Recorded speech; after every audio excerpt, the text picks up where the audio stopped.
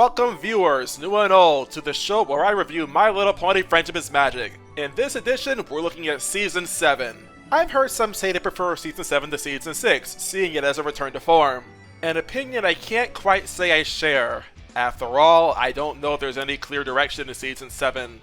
And that has to do with the fact that Season 6 ended on a pretty weird note. But hey, just like Starlight Glimmer, your past is not who you are today. Though if you keep bringing it up, I will continue to judge you for it. We have 26 more episodes, let's look at them. And joining me as I do, I have this cute little mare by my side. This show has done stuff to me, man. Alright, let's get started. Episode 144, Celestial Advice. Twilight must decide Starlight's future, seeking guidance from Princess Celestia, in a season opener that's only one part long. Yeah, that's rather interesting. You know how we have two-parters in general for openers and finales for a season? Well, Celestial Advice is the only season premiere that's only one part long. The only other seasonal bookends that share this trait are Magical Mystery Cure and The Best Night Ever from seasons 3 and 1.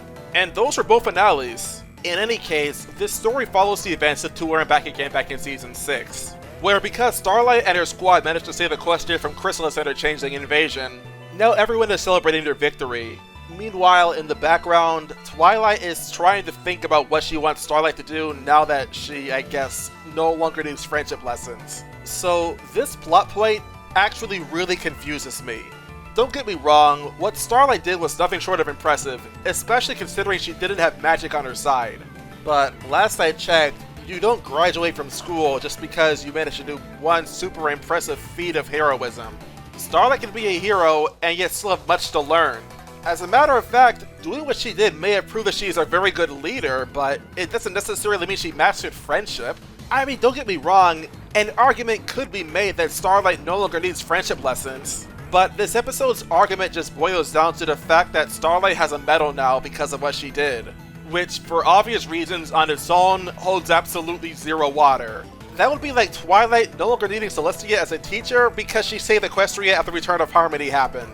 And yet despite this, when Discord asks Twilight if she had anything planned for Starlight after what she did with Chrysalis and the Changelings, she kinda just cowers away and thinks, yeah, I have something else planned, despite not having anything else planned because reasonably she shouldn't have anything else planned. Really, to me, it just looks like Discord's messing with Twilight again, and I can't help but feel really disappointed in Twilight that not trying to stand their ground. Actually, another thing, but I don't like Discord in this episode. Like, not only are his antics just not funny in my opinion, but he's actively contributing to a, quite frankly, blatantly contrived premise for a story. And the worst part is that Discord receives absolutely no pushback from this. It's overall just a very dissatisfying end to his part in the story. I don't want to come off as too negative talking about this episode, but there are a couple of other issues I want to talk about. Namely how in the quest of trying to decide something for Starlight to do now that she's done with friendship lessons, Twilight recounts how Celestia sent her away to Ponyville, and now Twilight reasons she must send Starlight away. Okay, time out. There's a plot hole I have to address right now. Though Celestia does bring up that there is a parallel between how both Starlight and Twilight were overachievers for their respective teachers, Celestia only sent Twilight away because she saw that Twilight was struggling when it came to friendship. There was an actual, legitimate reason for Celestia to do what she did there. It was to further Twilight's growth. Regarding Twilight and Starlight, it really just boils down to because the plot demands it. That all being said, I really can't complain too much more about this plot point, because ultimately, I do think that Twilight made the right decision. If there's absolutely nothing else that Starlight really needs to learn, then by all means, let her carve her own path forward. And it also ties really well with the moral about how just because your student no longer really needs to teach them, doesn't mean you still can't be in their lives. This is probably one of my favorite morals in the show if I'm being honest, because it can be applicable to both being a mentor or a teacher, or maybe being a parent. No matter what the future holds, you watch them grow, and to some extent, well, they can feel like part of your family. It's a really touching and sweet moment between Celestia and Twilight, and also just a really nice ending in my opinion. This, in addition to Spike just being really funny in this episode, I think just barely saves this episode from being a nightmare. It's okay. I do have more complaints, like for example just how little nuance Twilight really pays to thinking how Starlight would adapt to wherever she was sent away to. Like Starlight not being able to process what lava is, or be able to fend for herself from the dragons if she was sent where they were living. That genuinely does bug me.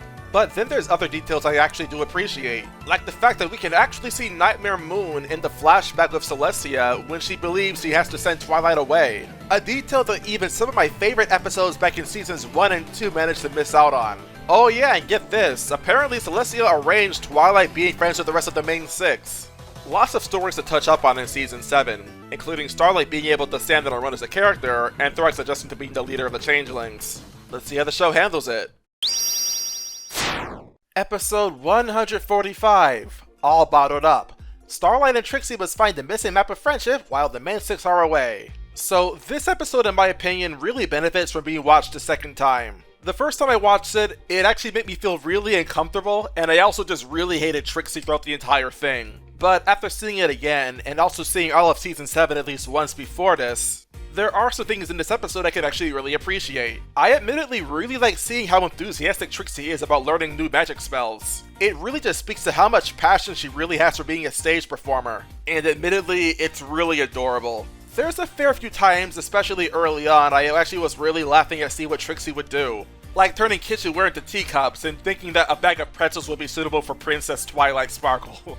You just know she felt so smart for doing that because it's like, yes, I just saved Starlight from embarrassment. Even though in reality, she just made Starlight more angry at her. But the mistakes that Trixie was making in the beginning of the episode honestly felt really innocent. And it also helps that there early on in the episode, I do believe they were legitimate accidents and not Trixie just being needlessly callous. Unfortunately, similar to season 1's Griffin the Brush Off, a lot of my goodwill towards this episode kinda ends there. Because you see, while I do like the first bit of this episode quite a bit, after that, this episode becomes considerably harder to watch for me.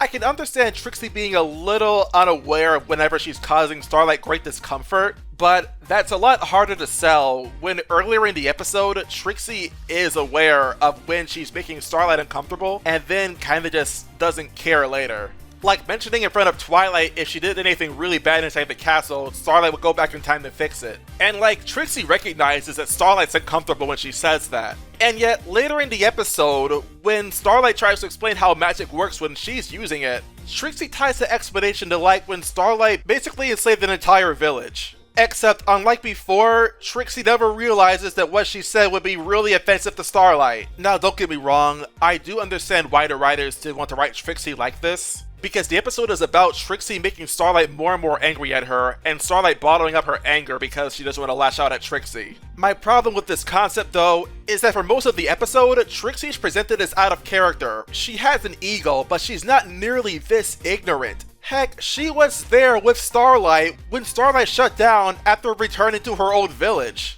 It's not really funny in my opinion, it's actually really gross. Especially when Trixie gave Starlight the advice to treat her past mistakes as if they never happened. And she knows how self-conscious Starlight is regarding that mistake. And also to me just makes no sense how Trixie could think that Starlight has never gotten mad at her, when the episode where they met has Starlight literally run away crying as a direct result of what Trixie said to Twilight in front of her. Which is, again, really freaking jarring. It seems as if this episode remembers to wear him back again, but not No Second Princess. Except that can't be true, because Trixie later remembers that the map of friendship she teleported away was actually in the spa where she and Starlight first met. Oh wow, I got really negative all of a sudden, huh?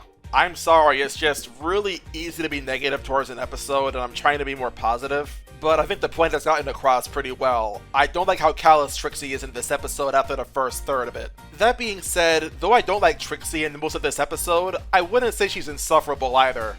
I don't like how quick she is to push blame on Starlight for her own mistakes, but I can appreciate the fact that she's at least trying to help. She's well-meaning, but just not very good at actually demonstrating it.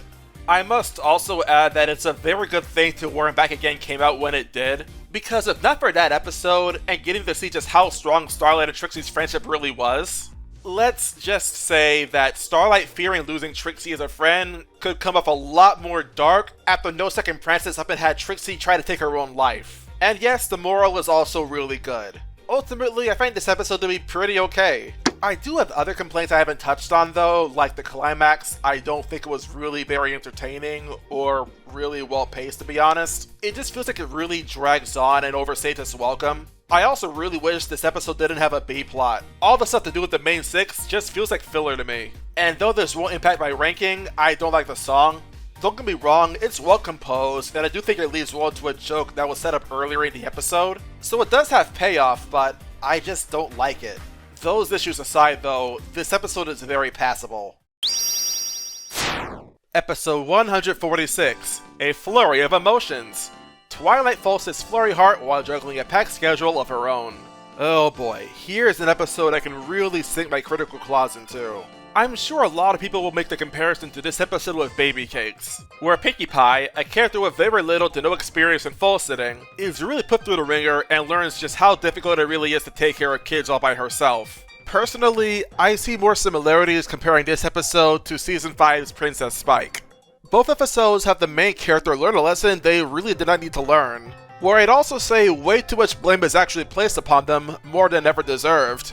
And they both even involve being saddled with responsibility on short notice, with Princess Cadance specifically being involved. Now, I don't like Baby Cakes very much, but I did like what the episode did for Pinkie Pie's character growth. Something I really cannot say for Twilight in this episode. So, the eloquent princess with absolutely monumentally powerful magic, including and not being limited to the ability to teleport at will, is said to have ample experience in babysitting, and has cared for a baby dragon since she was a little girl, that is also a very natural leader with a lot of skills in delegating tasks to others, is the main character in a story where she bites off more than she can chew. Right off the bat, you probably notice the biggest problem with this episode. Twilight is not a character who in any way, shape, or form should struggle here at all. Even for the specific moral about biting off more than she can chew, she learned that moral in Stairmaster from Fluttershy. You gotta remember that back in Season 1, only Twilight could send letters to Celestia, so whatever Fluttershy went through, Twilight would still be able to learn. So from the premise alone, this story already does not work.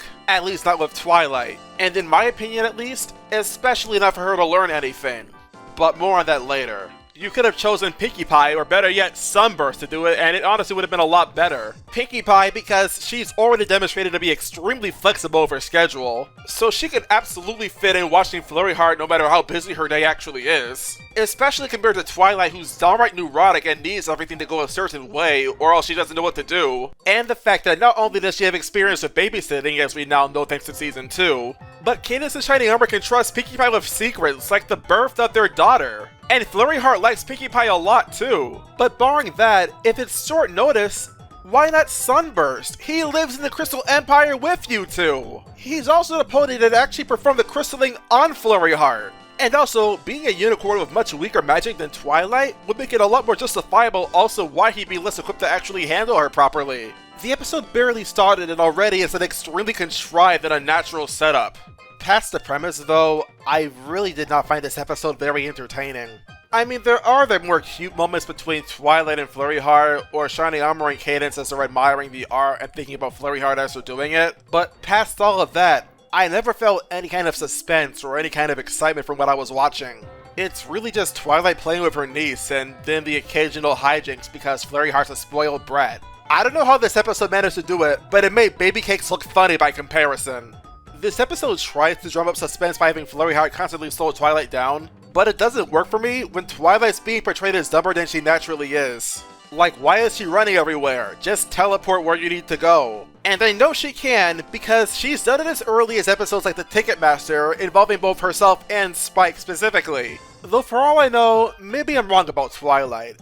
After all, she was willing to let Flurry Heart wander on her own in a hospital, around kids with a potentially contagious disease.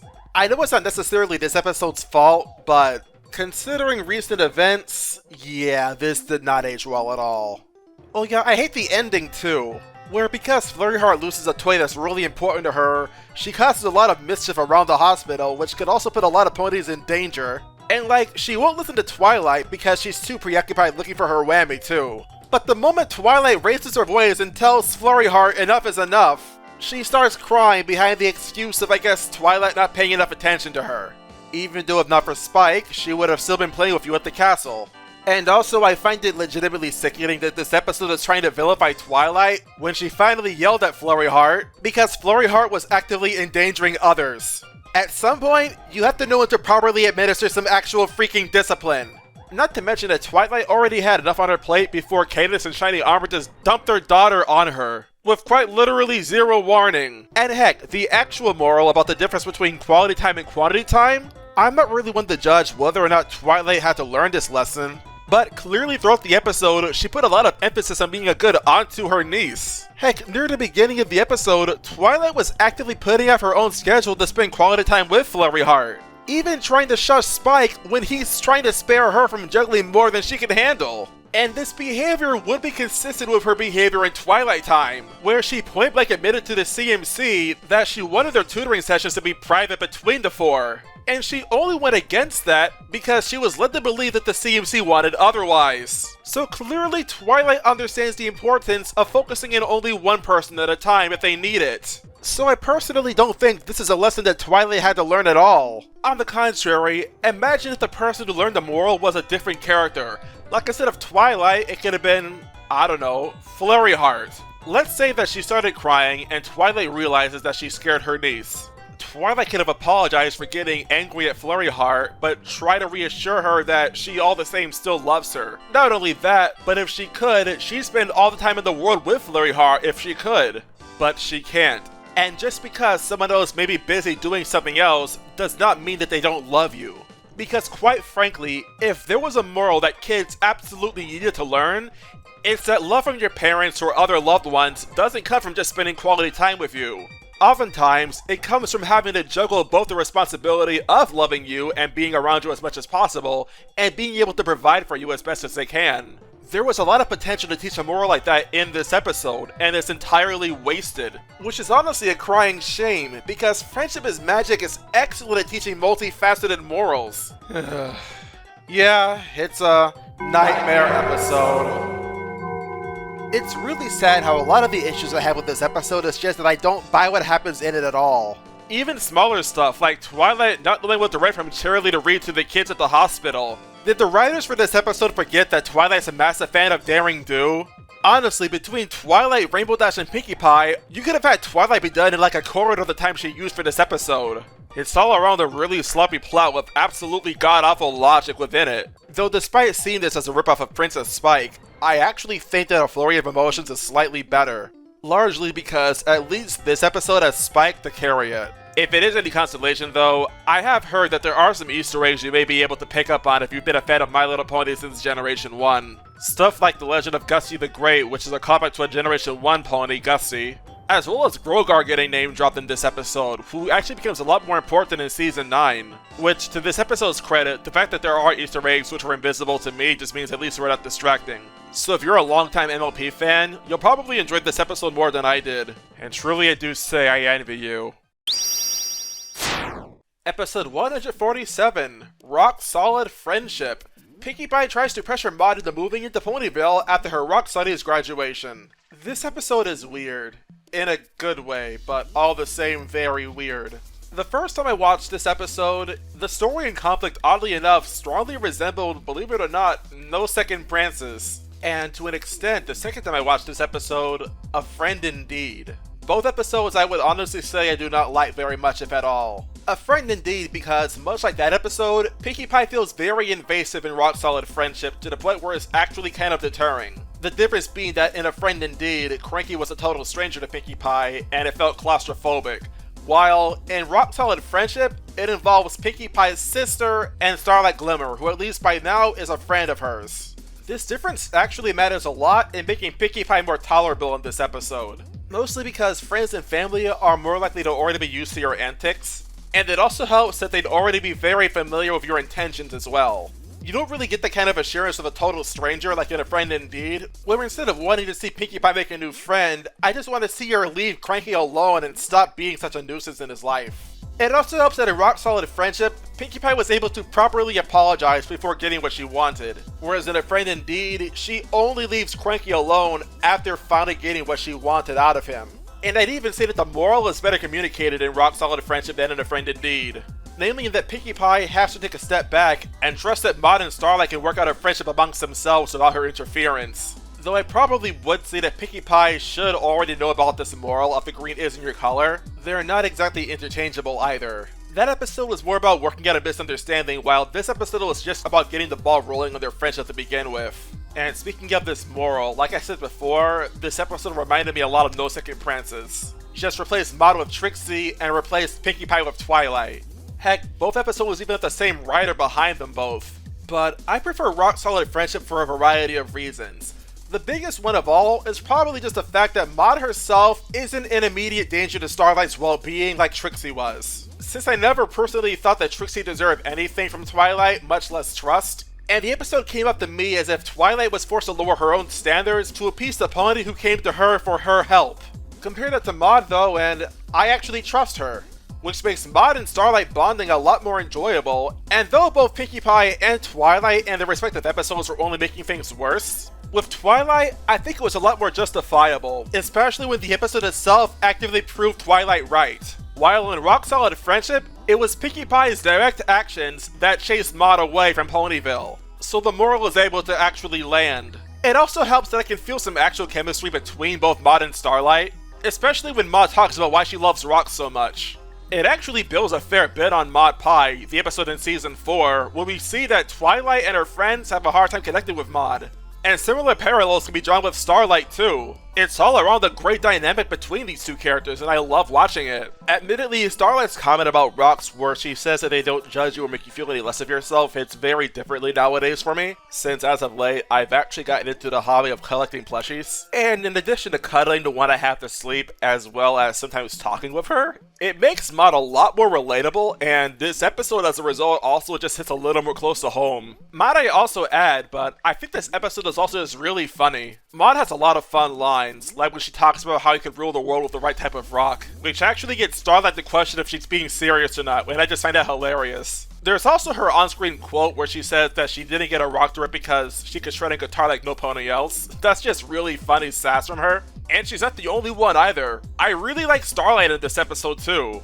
The way she just walks out of Twilight's castle and bumps into Maud, which I just thought was a really funny case of slapstick. Or even her really blunt comment on Pinkie Pie's preference for cupcakes. I just really like her personality here. There's just a lot of enjoyable dialogue in this episode. All around, I really enjoy Rock Solid Friendship. It's a good episode. I won't act like it's perfect, but I think it's very much worth watching. A few things I did find suspect, like how Rarity needs help from Maud to find the certain type of gem that she wanted for her dresses. But that's strange when as early as Season 1's The Dog and Pony Show, she had a spell that allowed her to douse for gems just from using her own magic. That really didn't make any sense to me. I get that it's for a joke, but the joke really didn't make any sense. There's also a callback to Rah Rah, Countess Coloratura from the main attraction, but this episode actually refers to her by the name that she gave up. These are just personal problems though, mostly just nitpicks. I really would not worry about them too much. Though I also hear this complaint about how people think that Pinkie Pie should have went to Twilight for help in finding a new friend for Maud. Personally, I disagree with that. Twilight may be the princess of friendship, but Pinkie Pie is the pony that knows everyone in Ponyville. That was quite literally the theme behind the Smile song and A Friend Indeed. Also, do you really think that Twilight would know Maud nearly as well as Pinkie Pie does? Listen, the most that Twilight and Maud have in common is that they both love Pinkie Pie. But what Pinkie Pie and Maud have in common? They're sisters. But that's not the only time I would disagree with a complaint with an episode, and it won't be the last either. Oh, it definitely won't be the last. Episode 148, Fluttershy Leans In. Fluttershy puts her plans for an animal sanctuary in motion, but with some friction along the way. So, to start off, let's talk about what I actually like about Fluttershy Leans In. It has one good joke that I actually laughed at, where Rarity was denying her services when Fluttershy was assuming she was bragging about herself. Big Daddy McCole returning was a perfect cameo as well. And this episode is definitely building on Fluttershy's development over the last 6 seasons of the show. All of that is good. Considering everything else though, this is probably my most hated Fluttershy episode of the entire show so far. Which is really saying something because let me tell you something. I was told that this is one of the best episodes in Season 7, by a long shot. Alongside Celestial Advice and the next episode we review, Forever Philly. But so much about this episode left me feeling completely dumbfounded. Dare I ask, why is a veterinarian overloaded with animals? The episode attempts to offer an explanation as far as why, but the problem is that it doesn't make any sense. After all, last I checked, doesn't Fluttershy herself offer animal adoptions? Why are the animals not living around her cottage? And the problem then would be that Fluttershy's home would be overrun. Oh wait, that would take having to forget that In and Easy Bean Breezes existed already. And you can't show tough love to the animals clearly mooching up the vet either, can't you? Even though you were plenty willing to do the same to your own brother in the last season. Barring that, if the animals truly have nowhere to go, again, adoption center was still an open option. And Fluttershy being overrun could have been her motivation for making a sanctuary for all her animals too. And so you know, I don't think this would compromise anything with Fluttershy's character either. She cares a lot for her animals and would love them to have the best possible care she can offer them too. Just say she needs more space to adequately do it so the sanctuary has more of a reason to exist. But enough with the setup, let's move on to the actual conflict now, where Fluttershy has a diagram of what she wants and she wants it to be a reality. And yet the hired help that Fluttershy's friends bring to Fluttershy don't actually do what she wants. Which makes me really just wonder why Fluttershy's friends don't personally help her out. After all, Applejack is already plenty skilled in carpentry, and if the Showstoppers is anything to go by, so is Applebloom. Though time to think of it, a carpenter would not be able to do what Fluttershy wants anyway. What she needs is a landscaper, which this episode never actually acknowledges. Her diagram has no buildings at all. It clearly shows that she wants to modify the land around her for the animals to live in, even if only temporarily. And if you don't have buildings, then what do you need an interior designer for? There's no interior to design! To be honest, the only pony that has any convincing points at all is the one that Applejack recommended, especially when Fluttershy has Angel Bunny as a pet.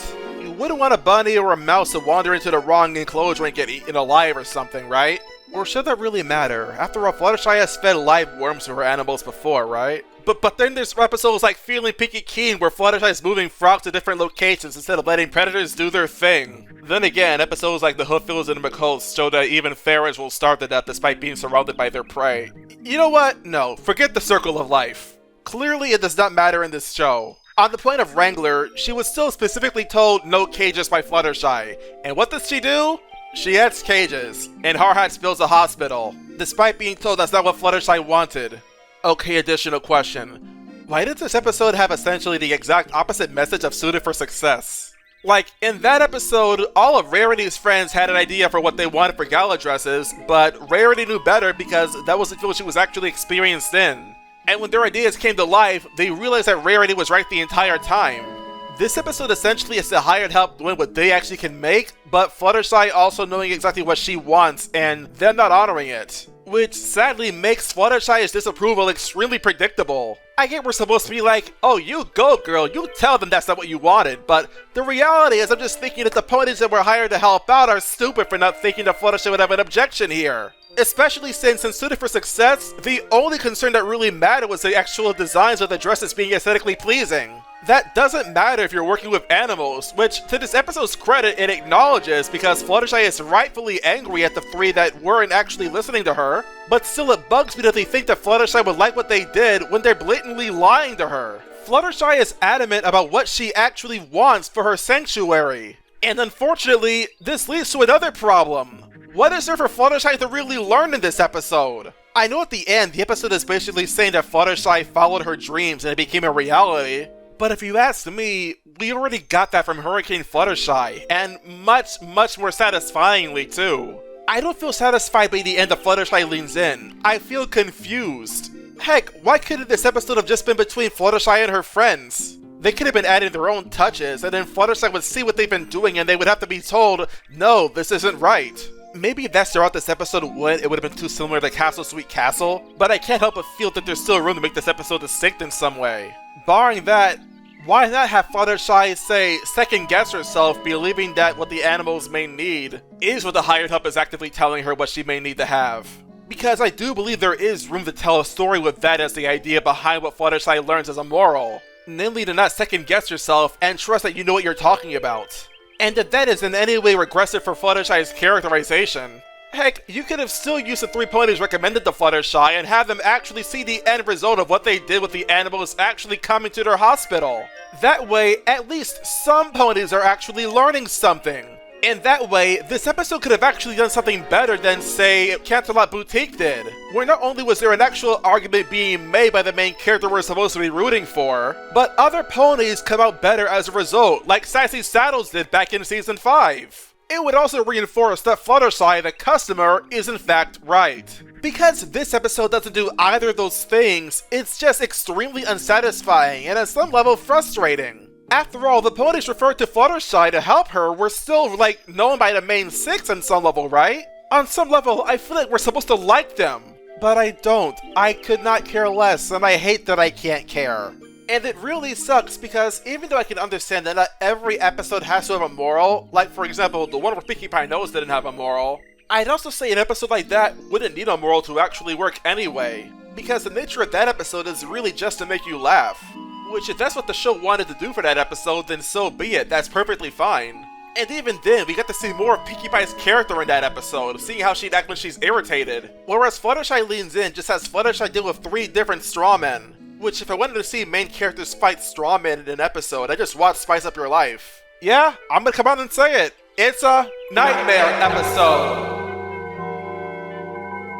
I was not expecting to hate this episode as much as I actually do, but I really hate this episode. But at the end of the day, I can't be too surprised. I watched this show for the characters. If the characters aren't actually improving in any way, then there's nothing for me to care about. Heck, not even Fluttershy improved in this episode. She's been the same from the start to the finish. And trust me, I'm not second guessing myself here. Episode 149, Forever Philly. A nostalgic rarity chooses to spend a day off to hang out with Sweetie Belle. Wow. It's been a long time since I felt this conflicted about an episode. And that alone I think should tell you a lot. Forever Philly is an episode I hear a lot of people really love in Season 7. But like, I don't really share that sentiment, even though I do understand why people do like this episode as much as they do. Let's start with the things I liked about this episode first though.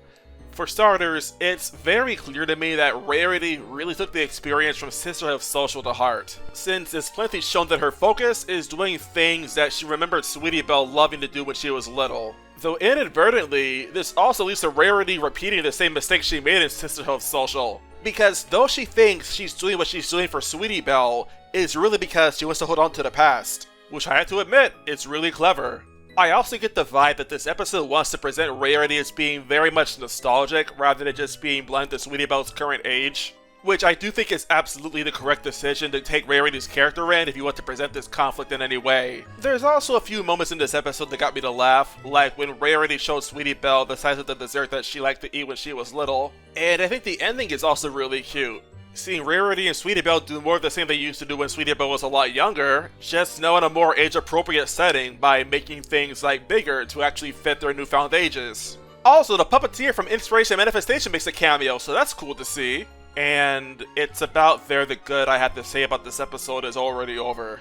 Now for the bad. First off, I don't think it's entirely out there that Rarity would be nostalgic over what she used to do with Sweetie Belle when she was really little.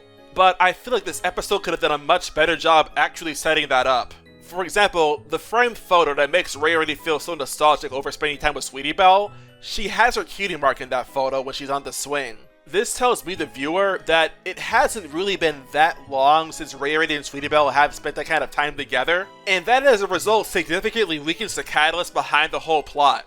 And the sad thing is that this could have been very easily fixed if you just remove Sweetie Belle's cutie mark from the picture. And on the note of the really weak catalyst, this isn't really this episode's fault, but it's hard to buy that Sweetie Belle and Rarity haven't really spent that much time together, since we just recently had an episode where they were at the same party just, mingling with each other. And even before Celestial Advice, we've had On Your Marks in Season 6, where Sweetie Belle outright says that the two are doing crochet together because that's what Sweetie Belle wanted to learn. I get that Forever Philly wants to also say that Rarity was distracted having to manage 3 different shops, and at the time of On Your Marks, she only had 2, but I personally find the difference between managing 2 and 3 different shops to be, quite frankly, inconsequential. Part of me wants to say this episode would have made more sense if it happened, like say in Season 5 after Crusaders of the Lost Mark, but I also understand that then it wouldn't make sense for Sweetie Belle to have anything else really to do, since it wasn't until Season 6 that she got really busy with requests for helping with cutie mark troubles. Though I can't imagine it would be impossible to brainstorm something else for Sweetie Belle to do, right? As early as Season 4, she's been taking initiative to try and become her own pony. What I'm trying to say is that I feel like Rarity is already rather involved in Sweetie Belle's life as is, so this conflict doesn't really make as much sense for her. Also, on the note of Rarity and Sweetie Belle doing things that Sweetie Belle isn't really too interested in, This episode takes a long time to actually get to that. It takes like 9 minutes for this conflict to actually start, and it just makes the episode feel really slow. At the bare minimum, I would have appreciated if this episode had the pacing of, let's say, every little thing she does, where the mind control at least happens before the first commercial break. Personally, I wish this episode dropped the part where the CMC helped this pony find the sculpting cutie mark, because I don't think it really adds anything to the story. Maybe it's to say that Sweetie Belle has better perception as far as what ponies actually are good at, but I find that largely unnecessary when later in the episode we already see Sweetie Belle coming to terms with the fact that she's not having fun with Rarity doing the things that she used to do. That alone would have already given Sweetie Belle a massive advantage in understanding Zipperwill's dilemma. And with the extra time, you could have, I don't know, maybe give us a reason why Fluttershy could not have been in this episode. Yeah, get this, the B-plot in this episode is about Zipperwill needing to reconnect with her cutie mark and her dog. And as it turns out, neither Scootaloo or Apple Bloom could figure out how to help either. The intent behind the story is that because Sweetie Belle is doing things that she doesn't really do anymore with Rarity, she would understand that the problem is that Ripley is just growing up. But you don't really need Sweetie Belle for that when you have a pony that can literally talk to animals. As a matter of fact, Zipperwill only met Ripley thanks to Fluttershy. Don't you think she'd be the first pony to go to for help? Look, I may not be a dog, but I can smell a plot hole when I see it. I also can't help the fact that I feel a little bitter about what happened near the end of the episode too. Where because Sweetie Belle's frustrated, she really goes in on Rarity, basically saying that she doesn't know her at all. And you can see this really hurts Rarity's feelings too. And like, I can see this from both perspectives because it does feel like Rarity's thinking way too selfishly in this episode when she thinks she's waiting for Sweetie Belle. But there's really no excuse for this level of behavior from Sweetie Belle, and she doesn't even apologize by the end of the episode. Granted, this is more or less a nitpick from me, but all the same, this did bother me. Now that I put everything into perspective though, I feel I can confidently say this episode is just okay in my opinion. There are parts I liked, parts I don't like, but overall I found this episode to be very forgettable. Episode 150, Parental Glidance. Scootaloo tells Rainbow Dash's excitable parents that she's a Wonderbolt, much to their daughter's embarrassment. Oh boy, another episode that lots of people really hate in Season 7. In fact, I was even warned about this episode being one of the worst of the whole season. And after watching this episode, it's not a sentiment I necessarily agree with. Don't get me wrong, I don't like this episode, but I feel like the animosity that's aimed towards it is not necessarily earned. Let me try and explain. So, starting off, one thing about this episode I will say I don't like about it is Scootaloo. I feel like her fangirling towards Rainbow Dash and her parents is supposed to be somewhat endearing, but for me, it's just kind of irritating. And it's unfortunate because in this episode, it's really turned up to 11. It's not necessarily uncomfortable, it's just that I can kind of empathize with Rainbow Dash's emotions here, and it sadly becomes easier to root for her when she finally snaps at her parents. Even though I have a pretty strong feeling that that's not really the intended emotions to be feeling right now. I also have a problem with the fact that her intelligence seems to be rather downplayed in this episode. To be fair, the episode itself does call attention to the fact that there are better means of transportation that Scootaloo could have used, but even this is just bizarrely reckless for Scootaloo to be thinking of. Scootaloo may be a bit of a daredevil, but she has some common sense. Unfortunately, even though this episode does try to lampoon this idea that Scootaloo has, it just makes her look dumb. And in reality, outside of the narrative, it just really makes no sense that Scootaloo's the only pony going to Cloudsdale. Like, had you asked Twilight, she would be able to get all three of you there. Isn't there magic that allows non-Pegasus ponies to walk on clouds? And if Apple Bloom and Sweetie Belle had ideas that were just so obvious as far as how Scootaloo can get to Cloudsdale in a way that's just much less dangerous, how did Scootaloo go so long without hearing any of them? Yeah, the episode barely started and already this makes absolutely no sense. What also rubbed me the wrong way is just how when Scootaloo tells Rainbow Dash's parents that their daughter's a Wonderbolt, they immediately go down to where she's practicing in the Wonderbolt's HQ, and I guess just never had the thought that maybe this could have gotten Rainbow Dash in trouble. I'm just saying, the day that Rainbow Dash became a Wonderbolt, there was a reason that the main 6 and the CMC were at her house, not where she was actually practicing. That just seems rather inconsiderate. I won't get too mad at this though, because it's not like Rainbow Dash is in any real trouble for this. And that's something about this episode I actually do like, the way the Wonderbolts are portrayed. They're actually shown to be very tolerant of Rainbow Dash's parents and even rather supportive for Rainbow Dash having them. It's just nice to see because a cliche I'm used to seeing in stories like this is that the main character in question, for something like this, often gets in trouble through no fault of her own. I mean, there may be some playful teasing, but come on, they're all adults. I'm not gonna get angry over that. It's here we also learn that Rainbow Dash actually made the deliberate choice not to tell her parents that she's a Wonderbolt, and the episode goes on to also show in Rainbow Dash's perspective just why she made this decision.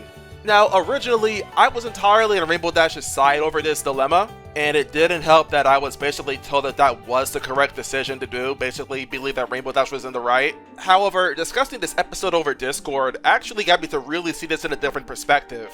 It is true that Rainbow Dash's parents are excessive as far as how they show their support, and after being around them and Scootaloo all day, it is easy to see how she could be so irritated after all of it as well. Unfortunately for Rainbow Dash, though fortunately for this episode, Rainbow Dash did a pretty piss poor job at actually communicating. And believe it or not, this is perfectly in character for Rainbow Dash to do all the same. We already have episodes like 28 Pranks Later and the Mysterious Mirror Duel showing just how Rainbow Dash doesn't do very well with direct confrontation. She doesn't like talking things out of anyone.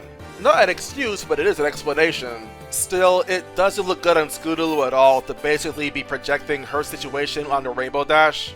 Basically acting like she should be thankful for having parents because Scootaloo wishes that she had parents in her life like Rainbow Dash does with hers. On one hand, wow, that is very sad and I'm sorry for you, but on the other hand, A, you don't see Apple Bloom trying to pull anything like this on anyone, and her parents are both deceased, and B, Rainbow Dash's situation with her parents is not exactly ideal either. This episode tries to say that Rainbow Dash's parents are too supportive. I don't think that's really the word you should be looking for when Rainbow Dash's parents are doing things like firing confetti cannons directly at their daughter and appearing alongside her in the locker room when she's just hanging a towel. Parental Glidance, in my opinion, makes a very similar blunder to No Second Prances. Whereas that episode confused forgiveness with trust, Parental Glidance confuses being supportive with being invasive and actively stalking others. And to be completely honest, I didn't really have a problem with this the first time I watched this episode, but it became a lot clearer after seeing Fame and Misfortune. But Rainbow Dash does have a right to her own privacy, and seeing that not be respected makes it very difficult to side against Rainbow Dash, now being able to understand where she's actually coming from. It also sucks that this episode is entirely one-sided against Rainbow Dash, and no one tries to see her side of the story here either. The most Rainbow Dash gets is just seeing her parents be a little embarrassed at her display of love towards them at the end of the episode. But there's no concrete acknowledgement of them doing what they actually did was wrong for Rainbow Dash, and this episode still treats Rainbow Dash as if she was entirely in the wrong the entire time. Just because Rainbow Dash did a bad job communicating, doesn't mean that literally everything she says is meaningless. I really wish what this episode did was give a cameo to Vapor Trail. We learn in Top Boat that she was an only child with two parents that gave a lot of attention to her, and she very well could have related to Rainbow Dash's plight and related exactly how she actually felt in a more constructive manner. There's also a big problem with the fact that Rainbow Dash's parents have the exact same reaction to basically everything Rainbow Dash does. Whether it's something as mundane as hanging a towel, or something as grand as becoming a Wonderbolt, it's always the wild, roaring cheering, which very well could have the effect of making it as if her bigger accomplishments don't really mean anything. Like, what if Rainbow Dash just gave up on what she was really passionate about? Would you cheer her on for being the best quitter in the world? That would just be super demotivating and quite frankly extremely disrespectful. I really wish what this episode did was show in the flashback that maybe Rainbow Dash's parents were less loud about their daughter and instead more supportive in different ways. Like Rainbow Dash being down over the fact that she came in like last place over this Flyers competition at her school, and they think to cheer her up by making her favorite food, like the pasta and potato sandwich on sourdough bread. Just little gestures of kindness that really motivate her to try harder. And hey, maybe motivate her by saying that you'll do better next time, champ. After all, she was the youngest there, so there's plenty of potential for improvement. It would also imply that they only got louder because Rainbow Dash was only getting better, as if they really wanted to motivate her to keep going up and up. Instead, the episode just has to tell us that, even though it looks like there's absolutely no difference between when she was losing and when she was winning. And at that point, the moral is just completely lost. With this all said, then yeah, no crap, it's a bad episode. That all being said, though I would call this a nightmare episode, I'm a little split on how much I actually dislike it. Now, don't be confused. It's not a good episode by any stretch of the imagination, and I definitely will not call this an okay episode either. It's a thoroughly terrible story with many plot holes throughout it, a badly delivered moral, an unlikable character in Scootaloo, and a very unfair and lopsided perspective against Rainbow Dash. And yet, I can't quite get myself to dislike this episode as much as others do. Something I have to give credit to Parental Glidance for is the humor. I actually found this episode to be really funny, particularly when looking at Rainbow Dash's parents and how they actually act throughout the entire thing. Like Dash's father having a door that actually plays music when you open it, and that also leads to some cute gags. It's also just really charming seeing how the Wonderbolts react to Rainbow Dash's parents. Something I noticed is that they don't give Rainbow Dash any kind of flack for this at all. They kind of just see them as being extremely supportive and they just let her have her privacy. Like, they're very perceptive to Rainbow Dash's embarrassment and they just don't want to embarrass her any further. Now, granted, this isn't perfect. I would have preferred if, say, Spitfire were to tell her parents that they couldn't really behave this way on the premises, especially when Spitfire can see that Rainbow Dash is actively distressed. But they're also shown later in the episode actively helping Rainbow Dash out when trying to make it up to her parents, so at the end of the day, I do think they still mean well. And though the delivery was extremely badly botched in this episode, I do think the moral itself is still at heart pretty good. It is important to value your parents, especially when they're as supportive as Rainbow Dash is. Obviously, there will be cases of parents that go in the opposite direction that are either abusive, neglectful, or just downright evil towards their kids. But for this episode, it's almost fine. Honestly, I was this close to calling this a guilty pleasure dream episode, but I just could not after the ending. The fact that Scootaloo both figuratively and literally comes out on top is just too much for me. All in all, a bad episode, but I don't really hate it. Episode 151.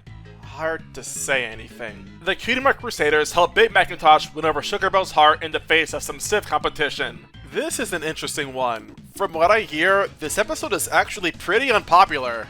I've seen some people not like the fact that it's Sugar Bell specifically that's a love interest for Big Macintosh, which, I mean, I suppose I can understand that because as a love interest, she comes clear out of nowhere, but I also don't really know why that's really a problem, because the only other love interest that Big Mech has ever really had in the past were either forced on him with magic or potential family members, even if they're distant cousins. Personally, the only real criticism against this episode I can actually agree with has to do with the CMC.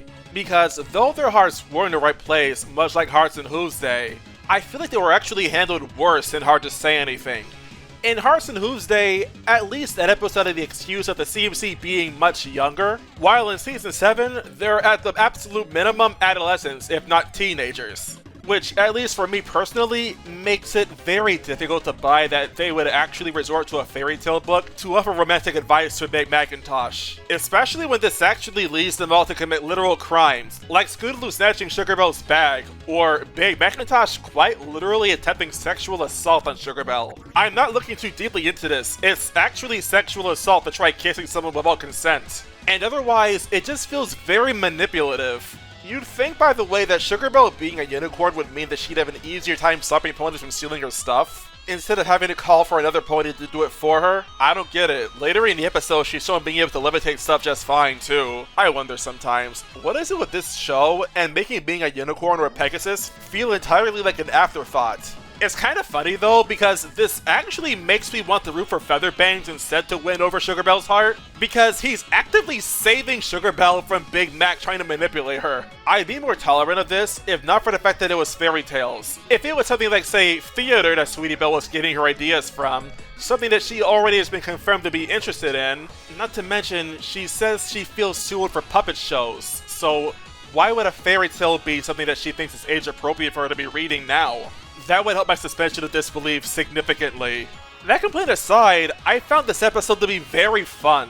It's honestly been a very long time since I've been laughing and smiling so widely at an episode of My Little Pony, and a lot of that has to do with Featherbangs. I freaking love this guy.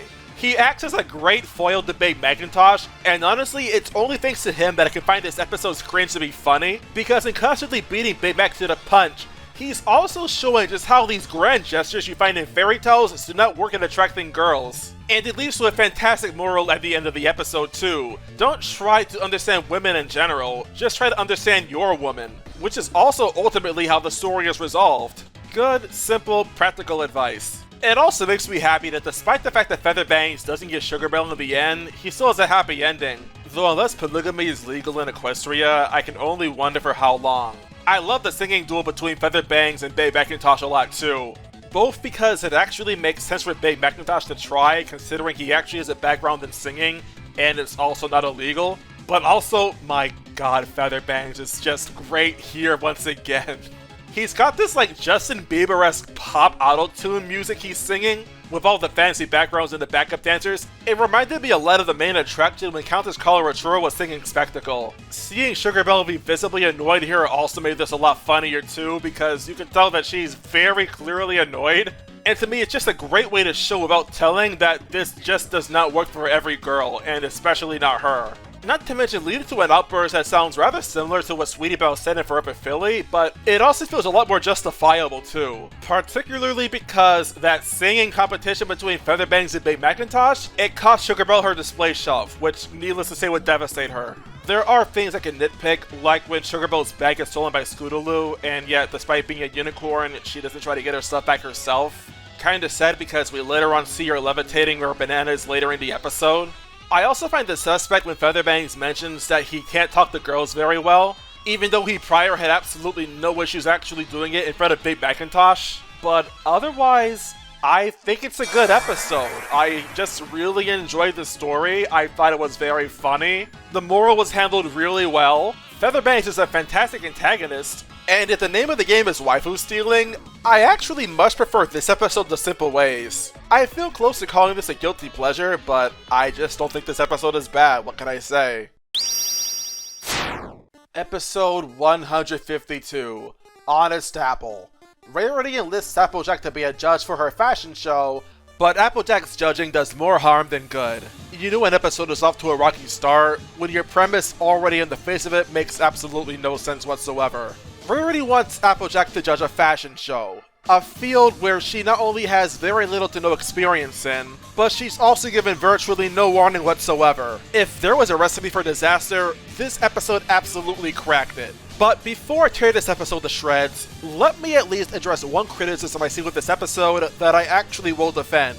And that's the fact that Rarity does not suggest Fluttershy to be a judge. Fluttershy's strengths with fashion highly lie in her ability to determine fabric and stitching style, a field that Rarity already has hoity-toity for, so she wouldn't really offer anything new. Meanwhile, an argument really can be made for practical dresses in Rarity's lineup. I mean, of course, fashion tends to look absolutely ridiculous. After all, this episode shows a pony wearing a literal disco ball. But the fact of the matter is that with practical dresses, you don't have to worry about stuff like wardrobe malfunctions. And it generally implies at least a high level of quality and that the dress itself won't actively fall apart when it's being worn. Something Rarity very clearly would care about given both for whom the Sweetie Belle toils and Canterlot Boutique. And ladies, gentlemen, and everyone in between, that's the most I will ever defend this episode on. Concerning the story in Honest Apple, there are two massive problems I need to bring up. The first is the moral. Now, it is true that respecting what's important to others and teaching people to do just that is in fact a good lesson to teach. After all, even if you don't care about fashion, you should at least still respect it when other people are really invested in it. I mean, I find it suspect that ponies care about fashion when they naturally don't wear clothes at all, which really only proves Applejack's point even further, but whatever, that's what the show wants to do, I'm not going to complain about that. The problem with the moral still is that it's in this episode where it takes on a very different meaning. Even if Applejack does think that fashion is ridiculous, her arguments against some of the other clothes that she was seeing earlier in the episode still hold water. If she thinks that a dress looks depressing, that's her opinion. If she can't understand what you mean by the fact that you want to capture the future, it's up to you to communicate that better to the judge so that they actually understand. Blaming Applejack for not being up to your level in something as niche as fashion sense is beyond pretentious. And the sad reality is that even though every other judge will be kissing your butt, the common pony, which Applejack is supposed to represent, will still think you look like a clown. All you're going to accomplish with this moral is basically making it so that people that actually can't see issues with whatever they're looking at will be too afraid to actually speak up. and you'll overall be worse for wear as a result of this. Really, the moral for this episode would be much better applied to feeling Pinky keen. Because not only was Twilight acting like a jerk in that episode, but it really wasn't her place to understand Pinky's sense anyway. In Honest Apple, Applejack is a judge. It is her place to tell you what she thinks. Yet even when Applejack is being as mild as she conceivably could possibly be, both the other judges and the contestants have their panties in a twist. Including Rarity, who's very clearly uncomfortable right now.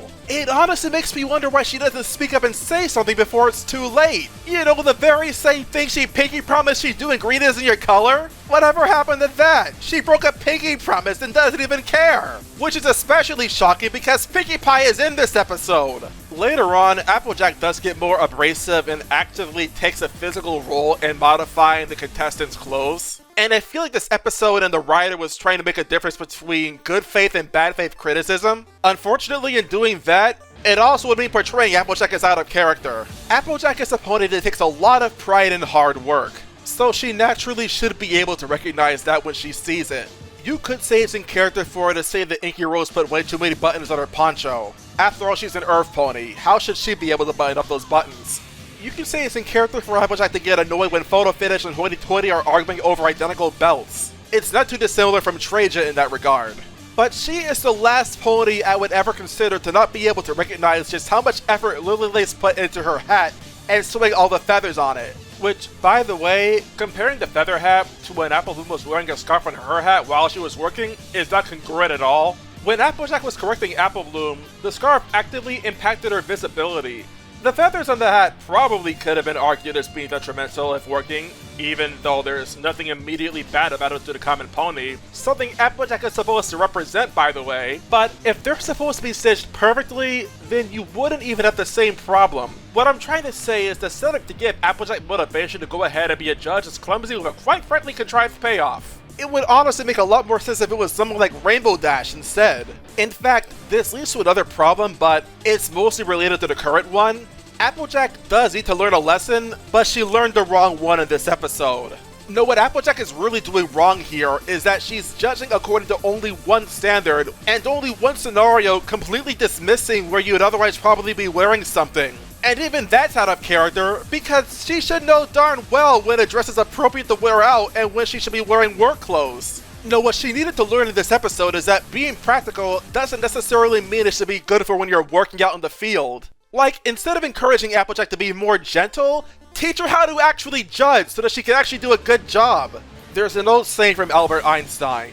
Everybody is a genius, but if you judge a fish by its ability to climb a tree, it will live its whole life believing that it is stupid.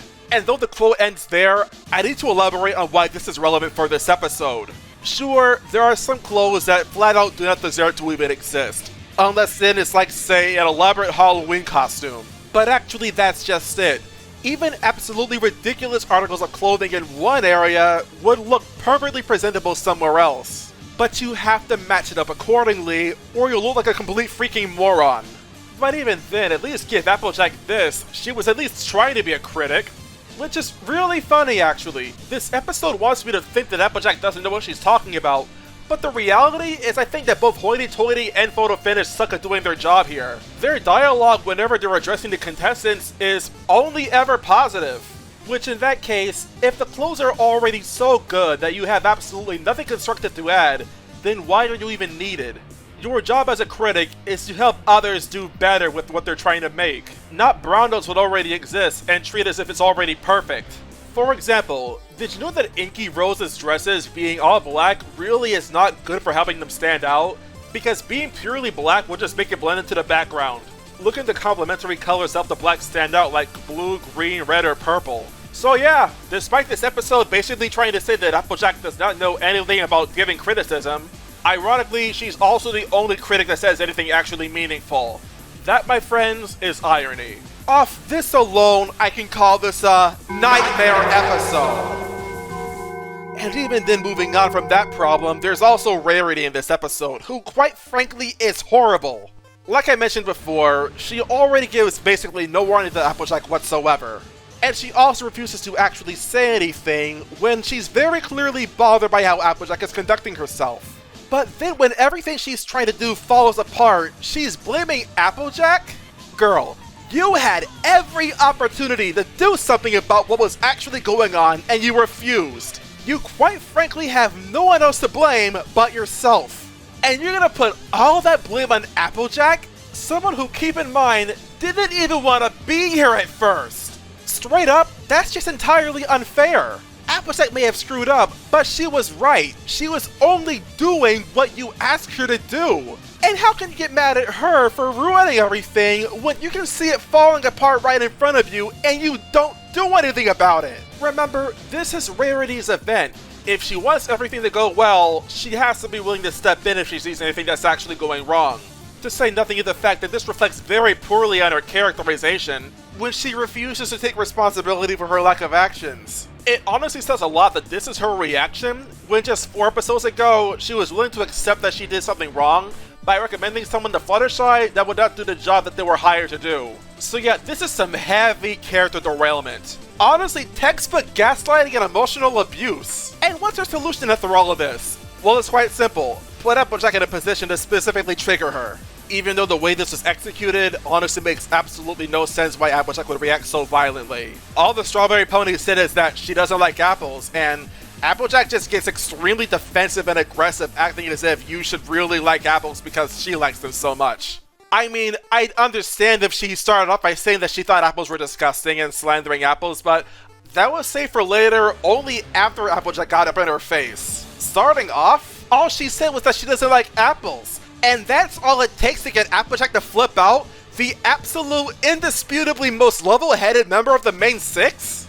No, that's not Applejack. Applejack wouldn't act like that. It's just extremely impressive how this episode could completely miss the mark on how any of these ponies naturally act in the show. And then between when Applejack finally learns the moral and then when the episode actually ends, there's like 4 minutes, and not gonna lie, by this point, I could barely take it anymore. I was so frustrated by the time I got to this part in the story. But surrounding who actually won Rarity's Boutique contest, Applejack decided that they would all be winners. Basically meaning that the entire story was entirely pointless. The story with a misplaced moral, unlikable characterization of Rarity, and dare I say it, a very repetitive conflict, because most of this episode is just Applejack judging dresses alongside the other judges. And in addition to Rarity just making me really angry at how she refuses to actually save me before it's too late, but it gets boring. I don't really know what could have been put in this episode to lengthen it and actually feel like it actually belongs in a 22-minute episode, but at the same time I just think that this really did not need to be made, especially when the moral was so far from actually hitting the mark. Yeah, I don't like this episode. I don't like it at all. There's other stuff I can nitpick, like not really camping the accents of any of the contestant ponies in this episode. But there were also some jokes I did appreciate, like when Photo Finish was fainting and the ponies supporting her basically nodded in agreement to Rarity, when she mentions how melodramatic Photo Finish actually is. Just for her to be given the evil lie by Photo Finish and she sneaks off the screen, that was pretty cute. But beyond those small glimmers of sunshine, this episode's rating is as dark as a moonless night. Honestly, be thankful that being a nightmare episode still means that you have a full moon. Episode 153, A Royal Problem. Starlight Glimmer is sent to Canterlot to resolve a feud between Celestia and Luna. What happens when you take someone as bold as Starlight and you stick her in an episode to co-star alongside some of the most powerful ponies in Equestria? It turns out you get a royal problem. An episode I consider nothing short of fantastic. Yeah, I haven't set the ranking quite yet, and I won't for a while, but I'm pretty dang sure you know what I'm thinking for this episode already. The concept already is great, getting to see more of Celestia and Luna's lives, which are both characters I don't think really got a lot of spotlight in the show so far. I mean, we did have episodes like Luna Eclipse, Celestial Advice, and, well, Do Princess, The Dream of Magic Sheep, but those episodes range from just being kind of decent to not good, to put it mildly.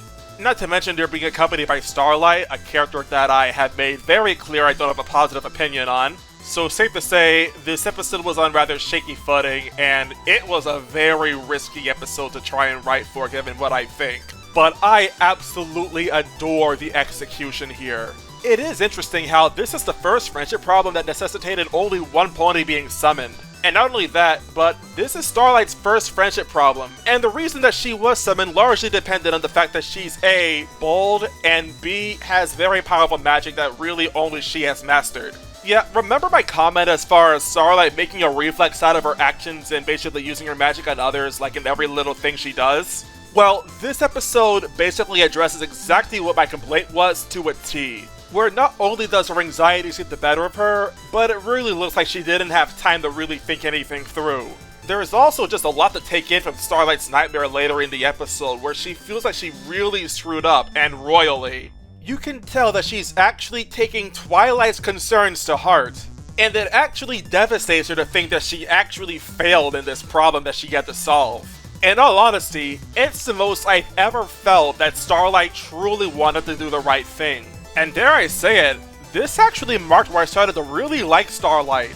A lot, in fact. Regardless, there is more to this episode that left me feeling utterly enchanted. The attention to detail in this episode is absolutely insane. Stuff like this, how early it is foreshadowed that there's actually beef between Celestia and Luna. Like, just before the opening theme, you can see Starlight try and confront Celestia and Luna about whether or not there's anything actually wrong with the two. And as Celestia is asking Luna the question about if she thinks there's anything wrong, Celestia actually gives Luna a certain look.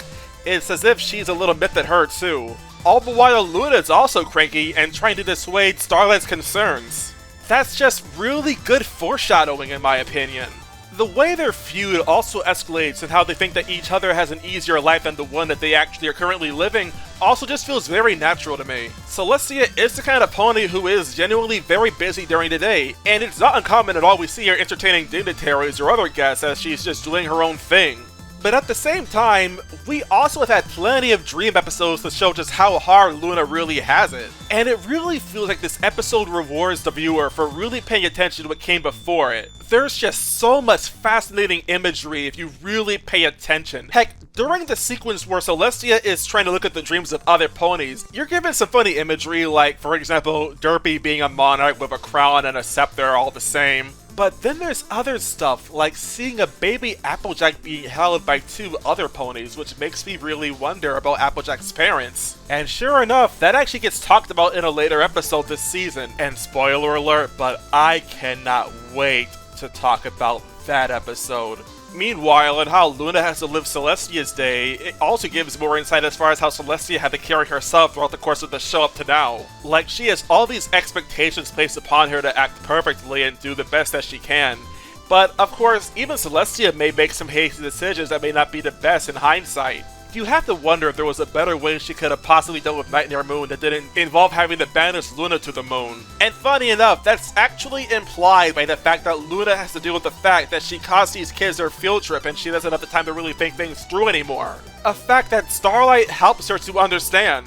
And back on the note of attention to detail, the lavender that Luna likes to put up every night because it helps ponies sleep. I love the scene where, as she's entertaining these politics with these dignitaries, you can actually see the lavender and the day turn from day to night, and the lavender actually wilting as the day actually goes on. It also helps that earlier in the episode, it was already explained that Luna does this every night because the lavender is always wilting. And because the lavender is wilted, and Celestia likely isn't going to replace it because she doesn't actually recognize the fact that Luna does it every night, it would also contribute to Starlight's nightmare because she has difficulty sleeping. And can we talk about that nightmare that Starlight also had while we're on that point again? Where we're not only reintroduced to Nightmare Moon, but we're also given a sunny counterpart in Daybreaker. Which just makes you wonder, what if the roles were reversed and it was Celestia that had a thirst for power? I'm not going to think too much about that, but it is really cool to see that this show is actually giving that idea for us, the audience, to think about. And then there's the moral that the episode ends on, which basically says that just because someone else's life is different doesn't make it actually easy. A lesson in empathy I think a lot of people can really learn from. But there's another more subtle moral as well about how the actions that you have can really have a very severe effect on others too. Seeing just how Starlight was affected by the feud in this episode as well. To hopefully no one's surprise, yeah, this is absolutely a good episode. Not only is there just a lot to love about it, but I genuinely can't think of a single bad thing to say about this episode. And it really makes me think that if this show changed its focus on other characters in the main six, it could blossom into something great even now. I definitely would not mind seeing more lesser explored characters in the future, that's for dang sure. Episode 154, Not Asking for Trouble. A Yak-Yakistan visit goes awry for the prideful Yaks after an avalanche, leaving Pinkie Pie to convince him to accept her help. Of all the episodes in Season 7 so far, I think this one has to be one of the most nuanced regarding the moral. Not just for what's actually taught, but also just seeing the character development from Pinkie Pie and her friends over the course of the show leading up to now. In fact, before touching on the moral, let me talk about the characters real quick. I find the way that Pinkie Pie is portrayed in this episode to be absolutely fascinating. More often than not in the show, she's portrayed as being the more chaotic character in the story, who's often being bounced off of by other characters. But in this episode, she actually does a very good job playing the straight mare. She sees Prince Rutherford acting irrationally regarding this avalanche that just hit his village, and she also knows that the Yaks will not be able to survive without some help. But unfortunately for her, Prince Rutherford doesn't want to hear any of it. And his justification for this has to do with this, well, what Pinkie Pie would consider improbable and impossible backstory, which Pinkie Pie herself acknowledges, by the way, which just makes it even funnier. Where basically when he was younger, he wanted help from his friends and family, but they wouldn't give it to him, and it taught him not to rely on others. It's not quite as coherent as Tempest's backstory from the My Little Pony movie, but I'm actually willing to forgive it here just because of how Pinkie Pie lampoons the story herself. And despite being entirely disrespected by Prince Rutherford, she's still determined to help out and get her friends on the case. But instead of being blatant about it and trying to make Prince Rutherford look like a fool by doing it right in front of him, she has herself and her friends do it very discreetly. In effect, respecting that Prince Rutherford is too proud to ask for help, but in still helping him and his village, letting him keep his pride, because trying to force down his throat that this is not the way to do it was actively offending him. Something she was already very well aware of that she would be doing after Party Pooped. This also symbolically answered his wish when he was younger and asking for help when he was actively trapped under ice, but wasn't able to escape until spring because no one was able to see him actually where he was. It reminds me a lot of the mysterious Mare Duel actually, where the main six made it a point to help ponies out, but they wouldn't stick around looking for praise, because just the action of doing the right thing was good enough for them. This moral in general is also just great because in real life, people like Prince Rutherford do truly exist. There's plenty of people who are going through super traumatic experiences or just really being beaten down by their lives. But instead of wearing that experience on their sleeve, they want to bury it, because they're conditioned to believe that they have to do this on their own.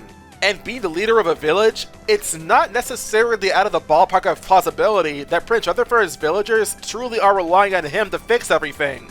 That's a lot of pressure to put on a brave face. And odds are, because they're really relying on their leader to fix this problem, he'd look really weak in their eyes if he were to depend on the ponies for help, especially seeing how he's already established himself as being entirely self-dependent. And considering the fact that the Yaks prior to Season 5 are isolationists in nature, altogether this makes perfect sense. Now, an argument can be made as far as how applicable this moral would be in real life. After all, if someone says they don't want your help, odds are it's probably the best idea to not force your help onto them. But personally, I think this episode did a pretty good job of communicating what Prince Rutherford actually wanted. This isn't like an abusive household, where trying to personally step in would probably get the person you're trying to help into even more trouble. An avalanche is a natural disaster. That's something you don't need an invitation to help out for. Everything I said prior basically guarantees this episode would at least be okay. But then there's all the gags and the humor because, well, this is a Pinkie Pie episode, so you can expect lots of that. Whether from Pinkie Pie herself or Prince Rutherford, they both have some really funny moments in my opinion. In general, I would say Pinkie Pie is the highlight for this episode, but there's also some very specific moments I just found really funny. Like when Pinkie Pie was trying to eat a snow cake, you know, putting on a brave face for the Yaks, and as she's trying to hold back how cold she feels after eating it, you can see Prince Rutherford lean into the shot, and he actually looks like he's trying to say something without even saying it, like saying, "Is there something wrong, Pink Pony?" And it's especially funny because you also know that there's a lot of tension going on since Pinkie Pie does not want to offend anybody. You generally see moments like this with rarity, but seeing it on Pinkie Pie, it's again really funny all the same. Don't get me wrong though, this episode isn't necessarily perfect, but no episode actually is. But a genuine problem I do want to bring up is how this episode's conflict doesn't really kick in until like 7 minutes have passed. Prior to that, we do get some world building as far as what the Yaks do during this holiday, but if you're not interested in that, it can feel really boring. The fact there's also a lot of moments where Pinkie Pie is effectively talking to herself by talking with Gummy doesn't really help things either. It doesn't personally bother me, but it is something worth mentioning for others. Nonetheless, even though I imagine I'll get some disagreements here, I did find this to be a good episode. Past all the good though, I do have one more big complaint. When Pinkie Pie and her friends are actually cleaning up Yak-Yakistan, there's this generic background music montage that's happening as they're actually doing it. Like, come on now, Winter Wrap-Up is right there. A little fan service here and there never hurt anyone. Episode 155, Discordant Harmony. Discord arranges for a tea party with Fluttershy at his place, but fears he's not right for her. This is a very sweet episode. I do have some complaints, for example, thinking this episode is a little similar to Party Pooped, but I think both episodes take a different enough direction to feel distinct all the same. For example, in Party Pooped, we see the X react to everything the ponies do in that episode, but alongside it, we see Pinkie Pie traveling across Equestria to Yak-Yakistan. While in Discordant Harmony, the episode leading up to the tea party is focused solely on Discord. From him gathering supplies for the tea party, to actually setting it up for Fluttershy to feel comfortable there. Unfortunately, the lesson itself also still feels rather similar, since both episodes teach that basically your guests are coming to you for what you can offer them, not for basically getting what they already provide for you, or what they're already used to. After all, Fluttershy and Discord may be very different in personalities, but same for Fluttershy and Rainbow Dash, or Fluttershy with Pinkie Pie. This really isn't a complaint with the episode though, more or less just an observation. Because leading up to now, we already have had plenty of evidence showing xenophobia on the part of the ponies anyway. And I absolutely love the warning from Pinkie Pie when she's telling him what he has to do for Fluttershy to feel at home in his house. It may be simple, but I found it super effective. Unfortunately, what had to happen to get to that point feels pretty redundant. Or I don't know, does Discord's chaos magic only work if you have something to use it on? Because as I was watching this episode the second time, I was just thinking, why is Discord just coming to the store to buy stuff if he can just snap his fingers and just make stuff appear? Like what he was doing with the bits when he was paying for what he was actually buying. Time to think of it, it's just summoning bits out of thin air counterfeit. Yeah, these are the questions I ask myself when thinking about an episode with Discord in it. Then again, he was also repeatedly saying he wants to make the best tea party possible for Fluttershy to come to, so I guess it could also just be that he didn't think that he could make the best tea party supplies possible? Yeah, it's kinda weird. But then again, that's what Discord thrives on, weirdness and chaos. So much so that if he betrays his true nature, he just ceases to exist, essentially, by fading away. Which is actually some very interesting world building for him. Originally, I found it rather suspect that he can exist without chaos magic, but he cannot exist without being chaotic, which we've seen in episodes like Twilight's Kingdom and To Where and Back Again. This is only further compounded by the fact that Discord is literally referred to in this episode as a creature of pure chaos. So basically, without chaos, you don't have Discord, which to me means that Discord's a living embodiment of a concept. And yet he's still able to exist without the very thing that he can use to make things chaotic. This is hurting my brain. I'm not gonna get too hung up over this because this is this show's logic, then by all means, whatever. It's not like a physical object in the real world which I can point to say that this is a continuity error. And even with that in mind, I would call this a good episode. I'm at a loss for words as far as what else I could really say about Discordant Harmony. After all, look at the highlight. To get the most out of this episode, you'll just have to see it for yourself. Hearing me talk about it doesn't really do it justice. And in addition to being legitimately heartwarming, this episode is also just really funny. I will say though, my favorite part of this episode is when Fluttershy does go to Discord's house, and she sees it as perfectly normal.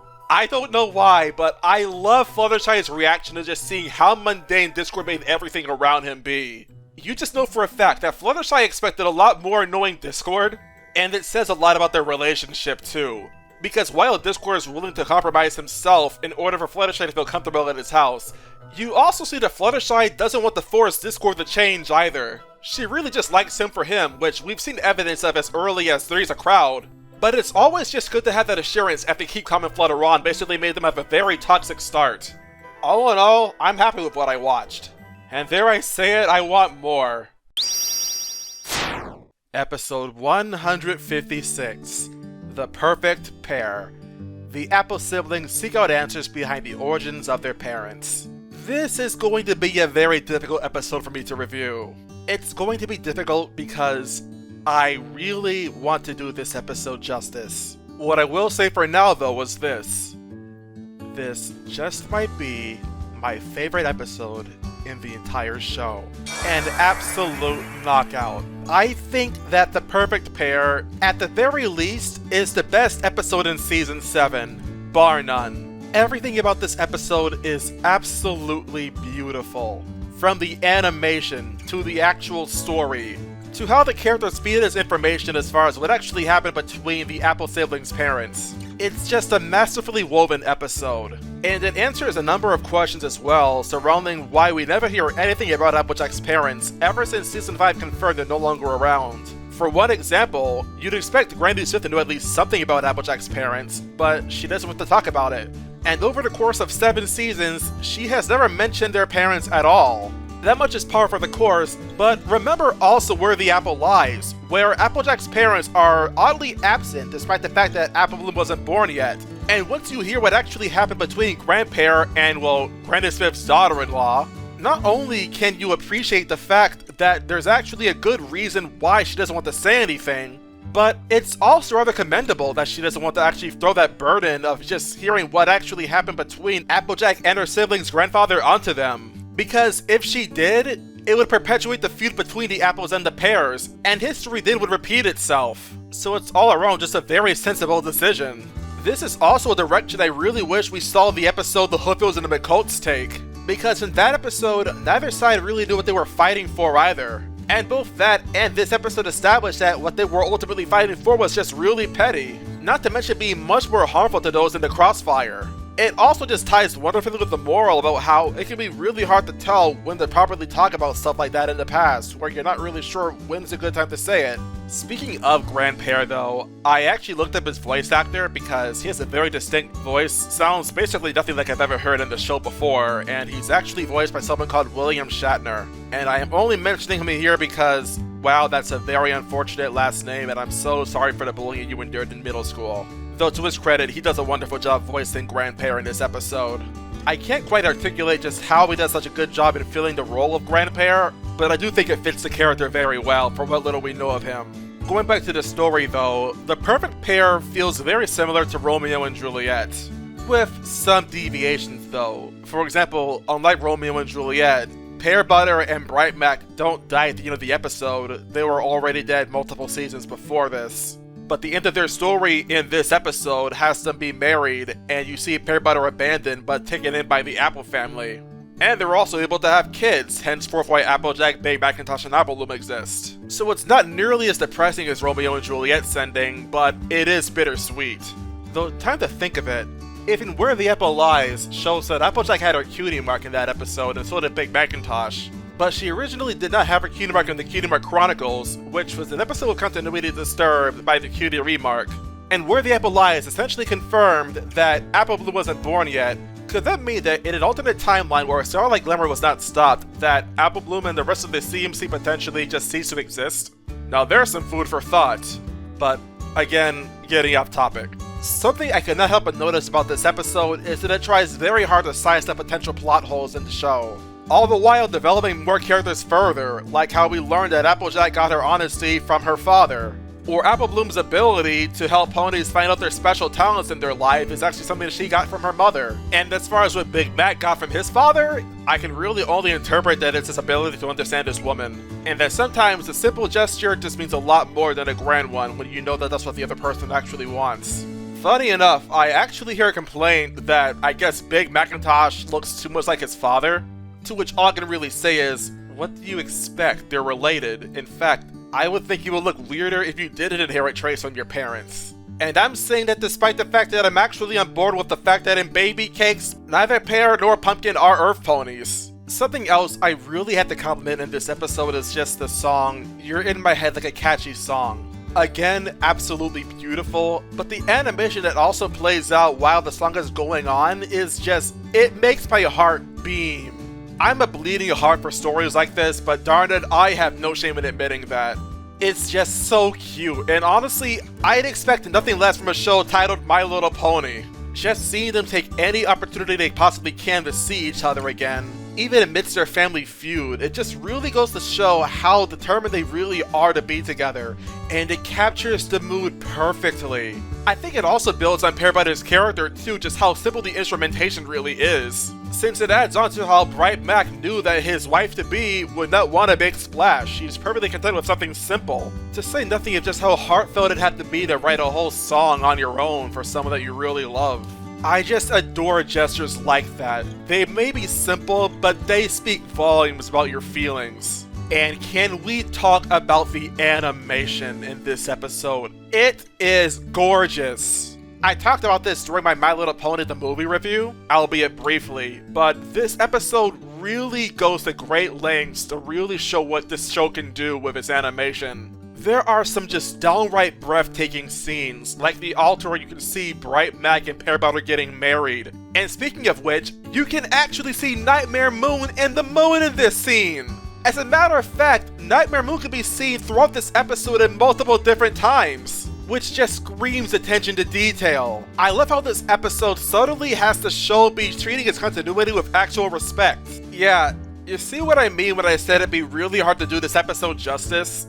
I have a lot I can talk about surrounding this story, and I feel like The Perfect Pear is just a prime example of what this show is capable of if it focused less on the main six and focused more on developing new characters that we may not be very familiar with at all. After all, in this episode alone, alongside all the new lore we got introduced to, we also got introduced to Grandpear, we got more development on Mrs. Cake, we're given more insight regarding Applejack, Apple Bloom, and Big Macintosh, and a lot of the burning questions we had surrounding their parents, Pear Butter and Bright Mac, were answered. It's just phenomenal what this show is capable of with only 22 minutes per story.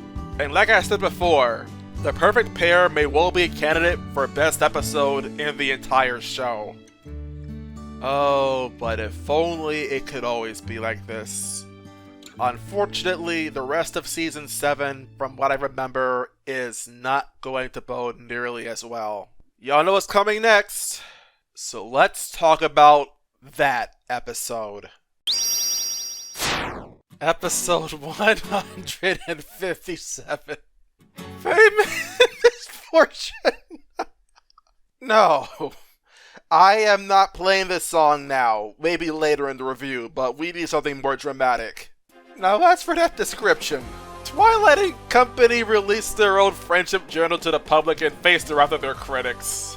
I am filled with so much angst as I have to finally talk about this episode, and I am not looking forward to it. In fact, there is so much wrong with this episode, I feel like I have to look at this episode in reviewing in the same style as my Season 6 reviews. But first and foremost, I am very well aware of this fact in that the writer for this episode, M.A. Larson, he hates what he actually had to write. Which, knowing that, I think tells me a lot about what I can expect as far as what this episode had to offer, as well as just how much actually goes into writing an episode for this show.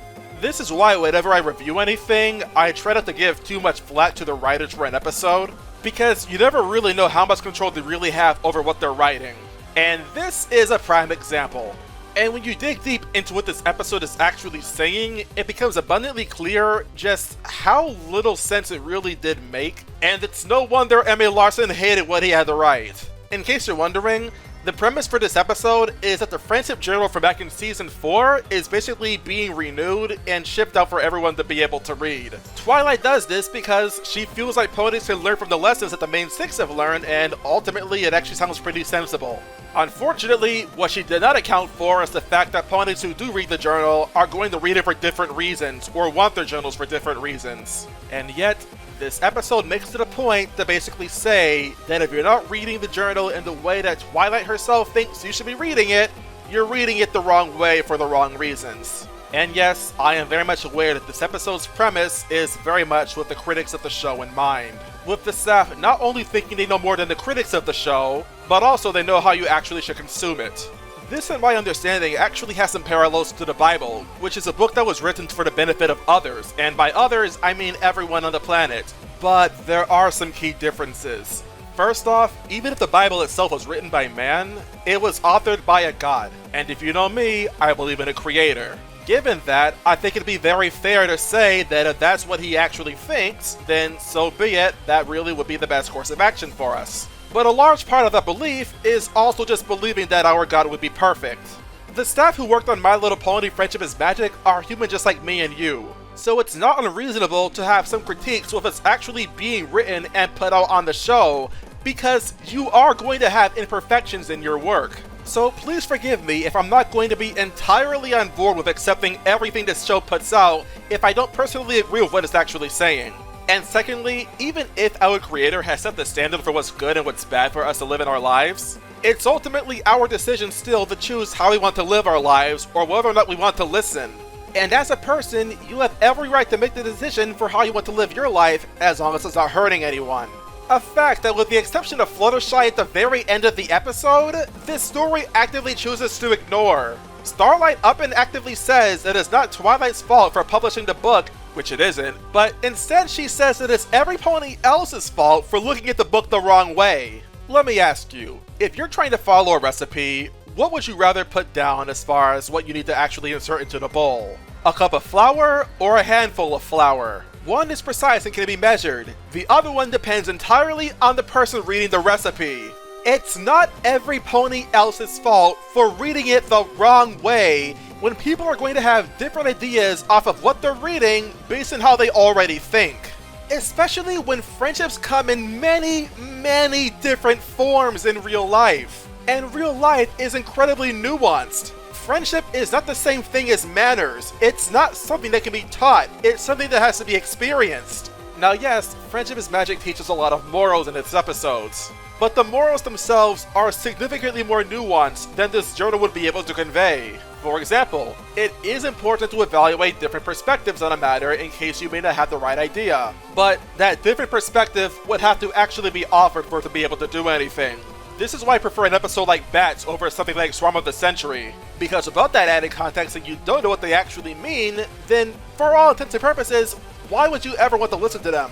The idea of publishing a friendship journal also has some other implications that can be very off-putting. Like, this episode has repeatedly mentioned that Rainbow Dash has actually met Daring Do, a pony who's made it explicitly clear that she wants to remain unknown to the wider public and that people don't know that she actually exists. And later in the episode, we also see Little Foals telling Rainbow Dash how much they loved hearing about her exploits when she actually met Daring Do. This isn't so much of a plot hole, but it's a pretty big continuity error. The more pressing matter, however, is the fact that Daring Do was a pseudonym for a reason. That being that it protects her identity when she's not going on adventures. Because none of the main 6 use pseudonyms in this episode, they are all going to be facing the full brunt of whatever criticisms are going to be thrown at them. And this leads to all of their lives and livelihoods effectively being destroyed. A fact that remains true at the end of the episode. Rarity's business is still in shambles, which is effectively Sweetie Belle's nightmare and for whom the Sweetie Belle toils. Rainbow Dash is still being stalked by kids who are huge fans of her. Applejack still has to deal with a bunch of freeloaders on her farm, and that's also inconveniencing both Granny Smith and Apple Bloom. And presumably Big Macintosh, even if I don't see him in this episode. Fluttershy is still seen as an entirely dormant character by what Pony saw in her entries. And Pinkie Pie, this one gets me the most, because I guess only after reading the journal, ponies just cannot stop noticing how funny she is whenever she does anything.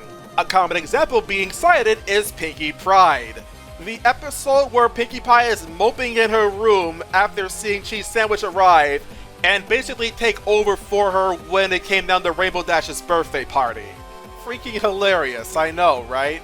Also, one of the ponies that was also laughing along with everyone else, Pinkie Pie makes it a point to say that she's known her for years. Did you ever stop to wonder how this joke can make any sense when the characters in the show are laughing at everything a character is saying only after a book was published, demonstrating how funny they are and you had a history with them prior? Like, the only way this would make any sense is if she was actively making fun of you.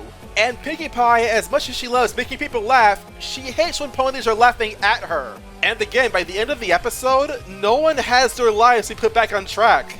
It makes me really wish that what this episode did was instead maybe have the main 6 use pseudonyms and still hear all the reactions to the book, knowing that when ponies are talking bad about the characters in the book, they're talking bad about them. Not only would you be able to fix the problem with how the episode ends with all of the main 6 having their lives ruined, but you could also probably make a moral about how there will always be someone behind the media you're consuming. Which, yes, funny enough, I am aware that that is exactly what Emma Larson wanted to do. Unfortunately, the showrunners at DHX would not let him do that. Instead, they wanted to stroke their own ego and basically act like anyone that doesn't follow the show for the reasons that they want them to follow it for are doing it for the wrong reasons. Not only that, but they're also saying that, yeah, the show is not perfect, and you know what? That's okay. Listen, I don't expect perfection from anyone. People are going to make you sad. People are going to make you angry. People are going to make you embarrassed. But a friendship that cannot survive a little bit of turmoil like that is not a friendship. It's why I've grown to respect All Bottled Up so much more as an episode, because as obnoxious as Trixie is, you know she still means well. And more importantly, you know that she cares. You know she may not necessarily be the kindest pony, but give her credit. She's at least trying to be tolerable. Just like how over the course of 7 seasons, you see Fluttershy grow and blossom into being a pony she could have probably never expected herself to ever become. A pony with an actual backbone. That's another thing. The one thing about this episode I can say I actually adore is just Fluttershy. She is everything I could ever want this episode to be. And it really stings that this episode doesn't take more of a cue from her in how she conducts herself. Her journal entries portray her as being as timid as she always has been. And yes, in cartoons that teach morals like this one, it is expected that characters grow from what they've actually learned in the past. But there's a human element to that which I feel is often very much overlooked, and that's that humans are not going to be able to make those conversions overnight, especially when habits like that are often ingrained. You have to ask yourself, how much of Fluttershy's timidness was just because that's who she is, and how much of that is because of the environment that she grew around in? Especially given the latter, it can be monumentally difficult to overcome something like that. And contrary to what some critics may say, that's what makes Fluttershy just so relatable to me. As well as just why I personally am willing to tolerate when she may be a little slow to learn a lesson. Remember, baby steps. If there's anything I truly want to see, it's not that you make instantaneous improvement, it's that you care to at least try. It's that subtle characteristic that draws the line between accepting your flaws and embracing them. Accepting that you have a flaw is only normal, and to not do that means that you're being delusional. You know you have a problem, work to improve it. And as you improve that problem, you become a better person. Meanwhile, most of the main six in this episode seem content with actively embracing their flaws. Basically saying, yeah, this is a problem I have, so what? It's a part of me. This is a dangerous mindset because it encourages being complacent. Not to mention being really freaking hypocritical when so much about this show is about teaching morals that the characters themselves are expected to learn from. And if it's a problem for others and you just expect them to get used to it, don't be surprised then when they don't want to be around you. And if people actually like you for your flaws, then that opens an entirely new can of worms. Like I said when talking about Pinkie Pie, if someone likes you because of your flaws, like I guess you can only ever be funny, oftentimes that can mean they're trying to make fun of you. Or maybe just looking at how much worse you are as a person compared to they are in this one field makes them feel better about themselves. In other words, you'd have company that actively looks down on you, which I don't know why you'd ever actually want. How about instead of singing that it's because of your flaws that you work, that it's through all your flaws that you make it work? Essentially treating your flaws like an obstacle rather than an advantage. After all, isn't friendship about looking for the good in others? And on that note, overlooking the bad because you know that it's there but there are reasons to like them in spite of their flaws? I know that as far as being characters in a fictional world is concerned, then yes, flaws are important, but flaws in and of themselves don't make characters likable. What makes characters likable are valuable character traits that will be admirable to see in anyone, regardless of their alignment, whether good or evil. This is why villains can be likable, and naturally, you need a balance between both good and bad traits, or else the character in question is unlikely to appeal to anyone. Like, there's a reason that both Snips and Snails have been so unpopular since their inception, at least until the latter got Buckball season to happen with them. Having no discernible good character traits makes you a bad character, much like having only good traits will make you a bad character, because you're not interesting. And heck, apply this to villains. What if Starlight was reformed, but she was still planning to be evil? By this episode's logic, that would be perfectly acceptable. Forget trying to improve yourself. I'm me and that's all that matters. Do you see why this is such a terrible, terrible moral to be telling to your audience? I really cannot think of another episode in the entire show that is more antithetical to the message that it actually wants to promote to its audience. And if it's not that, it's the actual intended moral about how even though that you can't control how others feel about your work, or in this case about you can control how you let it affect you. Out of context, it's a good lesson, because the reality is how others think is not something you can control. Much like certain features about yourself, like for example how you look or what you sound like. The problem is that a moral like this is better suited for things that you can't control, not things that you can. And in context, it doesn't work when what's actually happening to the main six in their lives is not only bothersome, but actively detrimental to their means of living. I also don't buy that everything is okay just because two ponies that Starlight found in Ponyville really liked the lessons that were actually in the journal and actually benefited from it. On one hand, it is encouraging to see people actually appreciate your work and benefit from it from what you actually intended from it. But on the other hand, your lives are still ruined. This is not a happy ending. At best, it feels like an incomplete one, considering how the episode itself is ending with the riot outside still happening. Maybe if this episode established that it was a vocal minority that was still up in arms over the journal, it would be okay. But the episode went on to establish not only that this would be really bad for the main six, but it really looks like the majority of ponies really hate the journal, which is quite frankly an absolute insult to the fans that actually like the material. If the Friendship Journal is supposed to be a stand-in for the show, and the journal itself is so unpopular that it's actually seeing a visible effect on the lives of the characters in the story, it really sounds like you're severely downplaying the positive effects that the show really has on its audience. This to me is not a happy ending, more like a crappy ending. I kept you waiting long enough. It's a nightmare episode. And before you ask, yes, there are some things about this episode beyond Fluttershy that I do like. Starlight Glimmer is also pretty good in this episode too. Throughout it, she's just been a very good teammate to Twilight and her friends, whether through consoling the main six or being willing to throw it down with anyone that speaks ill of them. You'll love to see it. Though seeing Starlight so often throughout this episode makes Spike's absence rather noticeable. After all, he's had interest in that journal too, hasn't he? Another thing I found really funny in this episode is actually when Rarity's reading the newspaper while some ponies are talking about her, and the Friendship Journal is actually in the newspaper, and you can see it as a 1.5-star review. I just thought that was hilarious because even earlier on, it was very clear that the book was being taken as a way that was not planned on by Twilight, and people were not happy with it. And that's actually all. Wow, I still have more negative stuff to say about this episode too. Like how you can tell that most of the ponies in this episode see that this is a book that is, well, entirely non-fiction, which for the characters in the show, obviously it is. But then there's one reporter pony who's going to talk to Twilight about how, I guess, he doesn't think the book itself is actually realistic. Also, he's actively addressing Twilight as a character and not an actual freaking person. What? Can someone please tell me how this makes any freaking sense? Because he's the only pony here who seems to think that Twilight in the book is not real, even though he's talking straight to her.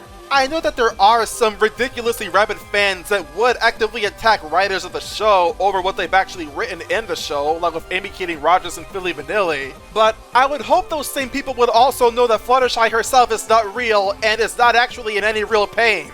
That was a work of fiction, much like Fame and Misfortune is. But what's fictional to us is non-fiction to the characters in the show. This criticism makes absolutely no sense. Heck, just 2 episodes ago we got Discordant Harmony, where Fluttershy point blank states that just because you're different doesn't mean you're incompatible. And why should it matter if it's not believable? Maybe this pony is a stand-in for people that love to nitpick what they see in media, but it does not make sense within context of this episode when the show itself is aware that these ponies are real in their universe, and then you're going to try and claim that they're not real so that the characterization would not make any sense. Like, god dang it, pick a side!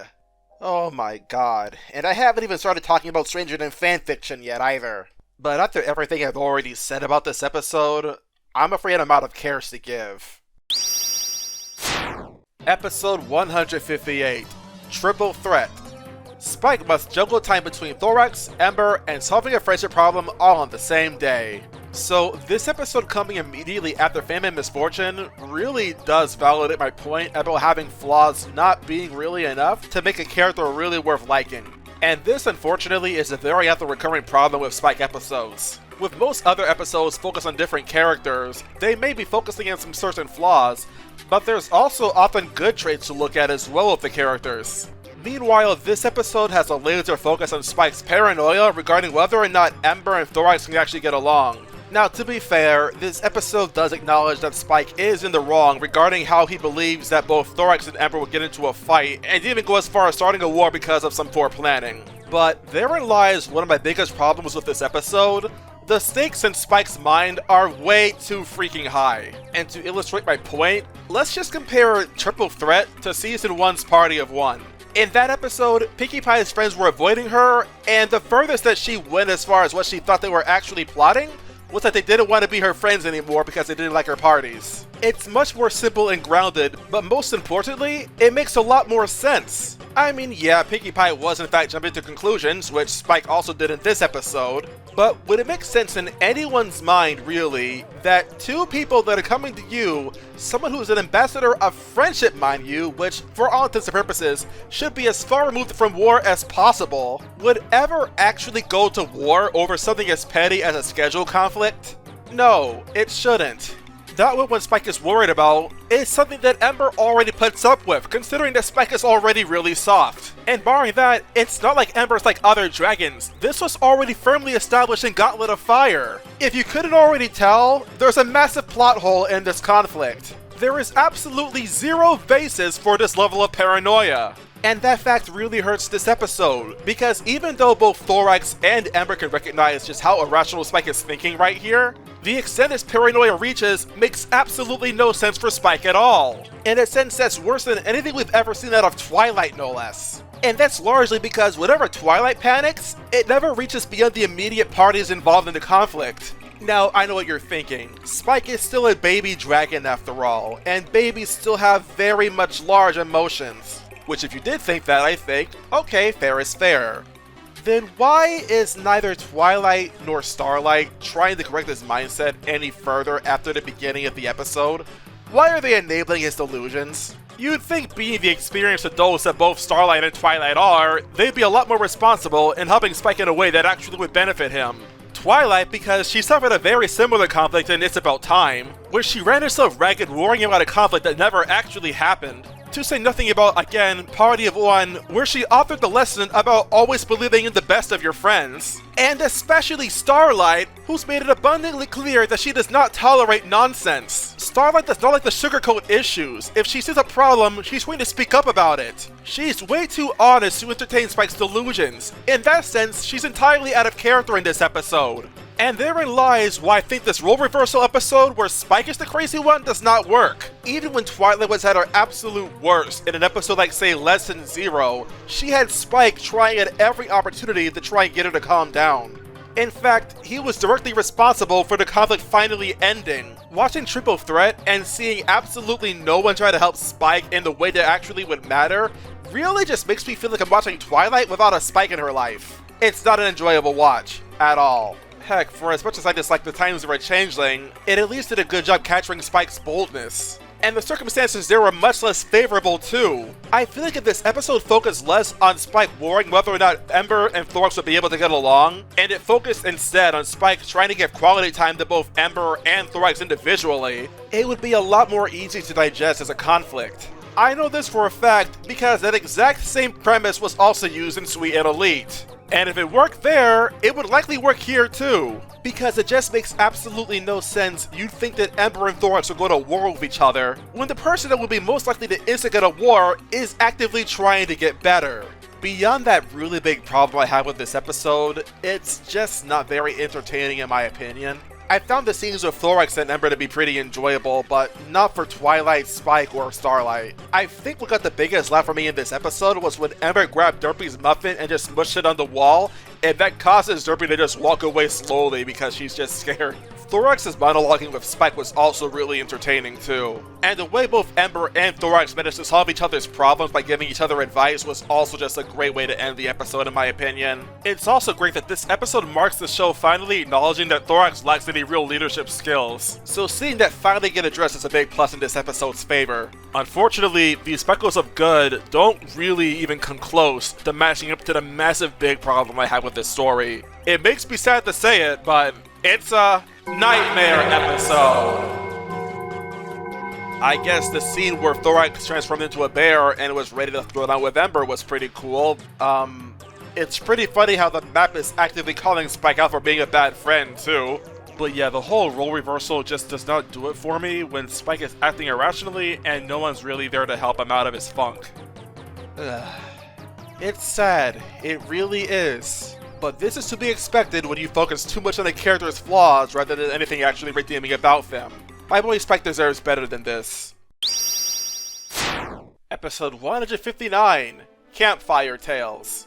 The CMC and their sisters go camping, telling campfire stories when things go south. So the story in this episode is actually pretty light. Though it is kind of fun watching this episode and having to think back to Sleepless in Ponyville back in Season 3. Apparently between that episode and this one, only 1 year has passed. So yeah, have fun trying to figure out the timeline now. As far as the stories that Applejack, Rarity, and Rainbow Dash have to tell, I think they're all pretty good. Most of them feel clear out of nowhere, but I hear these characters were actually focused a lot more in the comics for the show. So if ever you kept up with the comics, then you'll likely get a lot more out of this episode than I managed to get out of it. If you haven't, like me, then odds are this story will do very little for you at all. I know most of these characters were actually brought up in Season 6 in the Crystalling, with the exception of Flash Magnus, who was actually Flash Francis in that episode.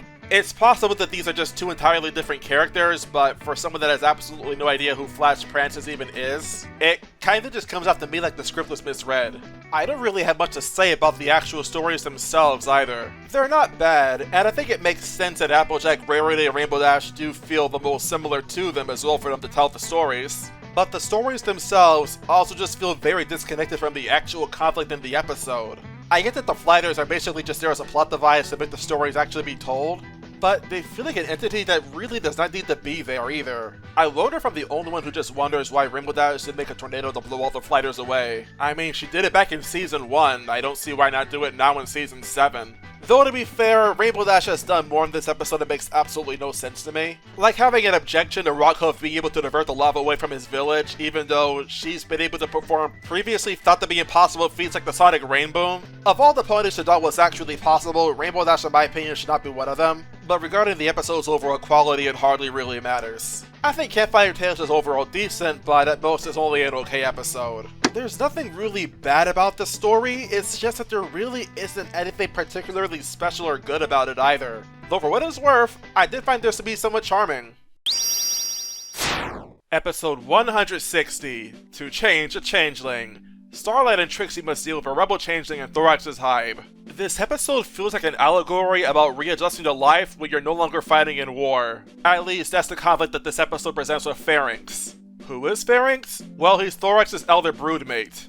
So I guess technically he's the older brother of Thorax. I feel this episode does a good job at establishing how the changelings lived their lives after To Where and Back Again had all the changelings forego their old lives under Chrysalis's rule. And in the process, this answered some questions and raised others. We see for starters that Ember's advice to Thorax actually ended up working, and now there's only one changeling that hasn't accepted the new way of life that Thorax has proposed. We also see that the changelings have more to do than just hunt and patrol. But on the other hand, it also looks like changelings still need to eat, which I know sounds like a really weird point to bring out, but I always thought that changelings fed off of love. And hasn't Thorax just felt no desire to really need to eat anything ever since he became friends with Spike? So why would other changelings like Thorax need to eat? I thought they wouldn't need to eat anymore. Why worry about your soup being too hot, changeling? I thought you don't need to eat anymore.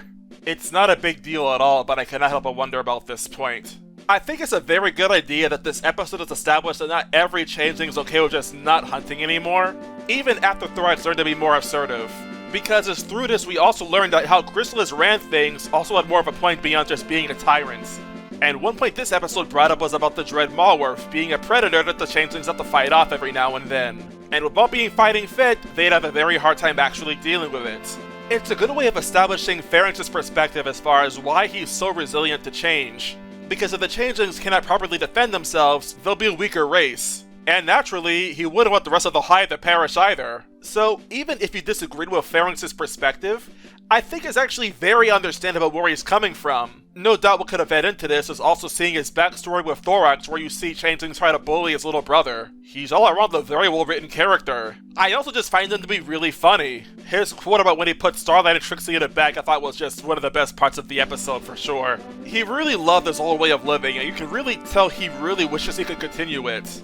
I find every other character to be pretty hit or miss in this episode though. I will say that since my last time watching this episode, I've come to tolerate Starlight and Trixie a lot more since before. Especially Trixie. She's how I describe as adorably pathetic in this episode. You can tell she clearly cares to try and do her part to help out everyone else, but she's also just not very good at it. Like her failed attempt to teleport both her and Starlight away when Pharynx was about to capture them in a sack. Or her futile attempts to actually attack the Dread Malworth using rocks that she found on the ground.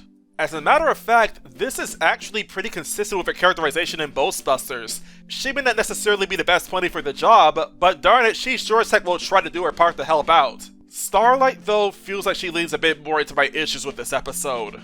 But understand that by the end of the story, I don't really have anything against Starlight either. What bothers me the most about this episode is the aura of toxic positivity that permeates throughout the entire Changeling hive. It's no secret that the Changelings themselves do not like Pharynx. And to be fair, they have a legitimately decent reason for not liking him, considering how Pharynx tends to act. There's one Changeling that actually recounts having a bucket of black paint dropped on them, which could easily come off as trying to force the hive to change back to what he thinks they should be. But it also ends up feeling like everyone just has the problem with Pharynx, but no one wants to actually try and understand where he's coming from. Starlight and Trixie at first try to come up as if they understand where he's coming from, but nothing really comes out of it. They just talk about the bad they did do, but never what actually compelled them to actually do it. And to then hear how they were just reformed makes it really look like they just had very flimsy motivations to start. I'd complain more, but Pharynx basically says what is on my mind already. They're both losers. I feel like this could be improved if maybe Starlight and Trixie were to communicate what made them go down this path in the first place. Because it's not like Pharynx is keeping that a secret either. He says in broad daylight how much he hates the fact that the hive can no longer fend for themselves. For lack of a better word, it just feels kind of self-righteous. But that's the only real issue I have with this episode. Which is actually very surprising considering that I have a very low opinion of both Starlight and Trixie. Or at least I did in my first go round. Admittedly, I really don't like the part where both Starlight and Trixie contemplate giving up on Pharynx, considering how hypocritical it sounds coming from those two given how many chances they were given. Especially after, and you're probably sick of hearing this, no second Francis, where Twilight never gave up on Starlight even though she actively disobeyed her mentor, for a pony who at the time looked like a horrible influence on her, but I can't stay mad at them in good conscience. At least it was already firmly established how much Starlight wanted to get better in the crystalling, even in spite of how difficult it would be for her to follow through with her assignments. And you can at least make the argument that Trixie hasn't really tried doing anything bad since Magic Duel either, so you know neither really means any harm, while Pharynx is actively refusing to change. And two, and most importantly, Pharynx was eavesdropping on the two because it was disguised, so it feels more like an honest mistake rather than anything deliberate. Granted, knowing what Changelings are, this feels a bit nearsighted on Starlight's part. I expect Trixie to be less intelligent, but I expect a lot more out of Starlight. Just to think that maybe Pharynx could be disguised nearby since, you know, Changelings can do that. But it really does not detract enough from what I consider to be a very good episode. Barring any nitpicks, there really is nothing I can really say that's bad about it. I do consider it a plot hole that Pharynx doesn't know who Twilight Sparkle is, considering he definitely existed at least somewhere to wear it back again. And Twilight would be a big deal to Chrysalis considering who ended up thwarting her in a cancel-out wedding. So yeah, this does not make any sense to me at all. But it's such a minor detail, does it even really matter? I personally don't think so. If there's anything else in this episode I wish I could have actually seen though, it's just seeing more evidence of how much more assertive Thorax can be now that he's spent time with Ember. I want to see him be less passive when defending his brother and being more assertive and basically saying, for example, that's enough, and commanding basically the entire hive to listen to him. Just for times where tension gets really bad in the hive because of Pharynx causing everyone else distress. If only to demonstrate his newfound growth as a leader, and also to really drive home how much pressure is on him, considering he obviously really would not want to see Pharynx go away. Obviously it wouldn't be exactly like that, but I think it'd be great to see that side of Thorax return after triple threat showing him actually transform into a bear to defend Spike from Ember. But that might just be me. At least we got a really cool speech out of Starlight in this episode. And sometimes, you just gotta learn to take what you can get. Episode 161, Daring Done? A disheartened AK yearling gains the attention of Rainbow Dash and Pinkie Pie, who seek to clear her name. This episode is beyond broken. Both times I watched it, I absolutely hated what I saw. And much like the cart before the ponies, I really don't know where to start. So where else but the beginning, I guess. We learned before the intro that AK Yearling is retiring from doing Daring Do books and adventures. And funny enough, it's still considered a secret that Daring Do is actually a real pony. Even though by now, Fame and Misfortune happened, and it's very unlikely that Rainbow Dash would have thought that far ahead that I mentioned that AK Yearling and Daring Do were the same person. But I guess that doesn't really matter, considering that this episode mostly takes place in an area where Daring Do's books don't actually reach. Which, funny enough, gives way to some plot holes which I'll touch on later. It's confirmed when Rainbow Dash and Pinkie Pie go to Daring Do's home that she actually is guilty of a lot of what they're talking about in the articles that were written in Somnambula. Which just begs the question, why not go back, fix what you broke, and say you're sorry? Why this mopey, depressed attitude like you just completely lost the will to fight on?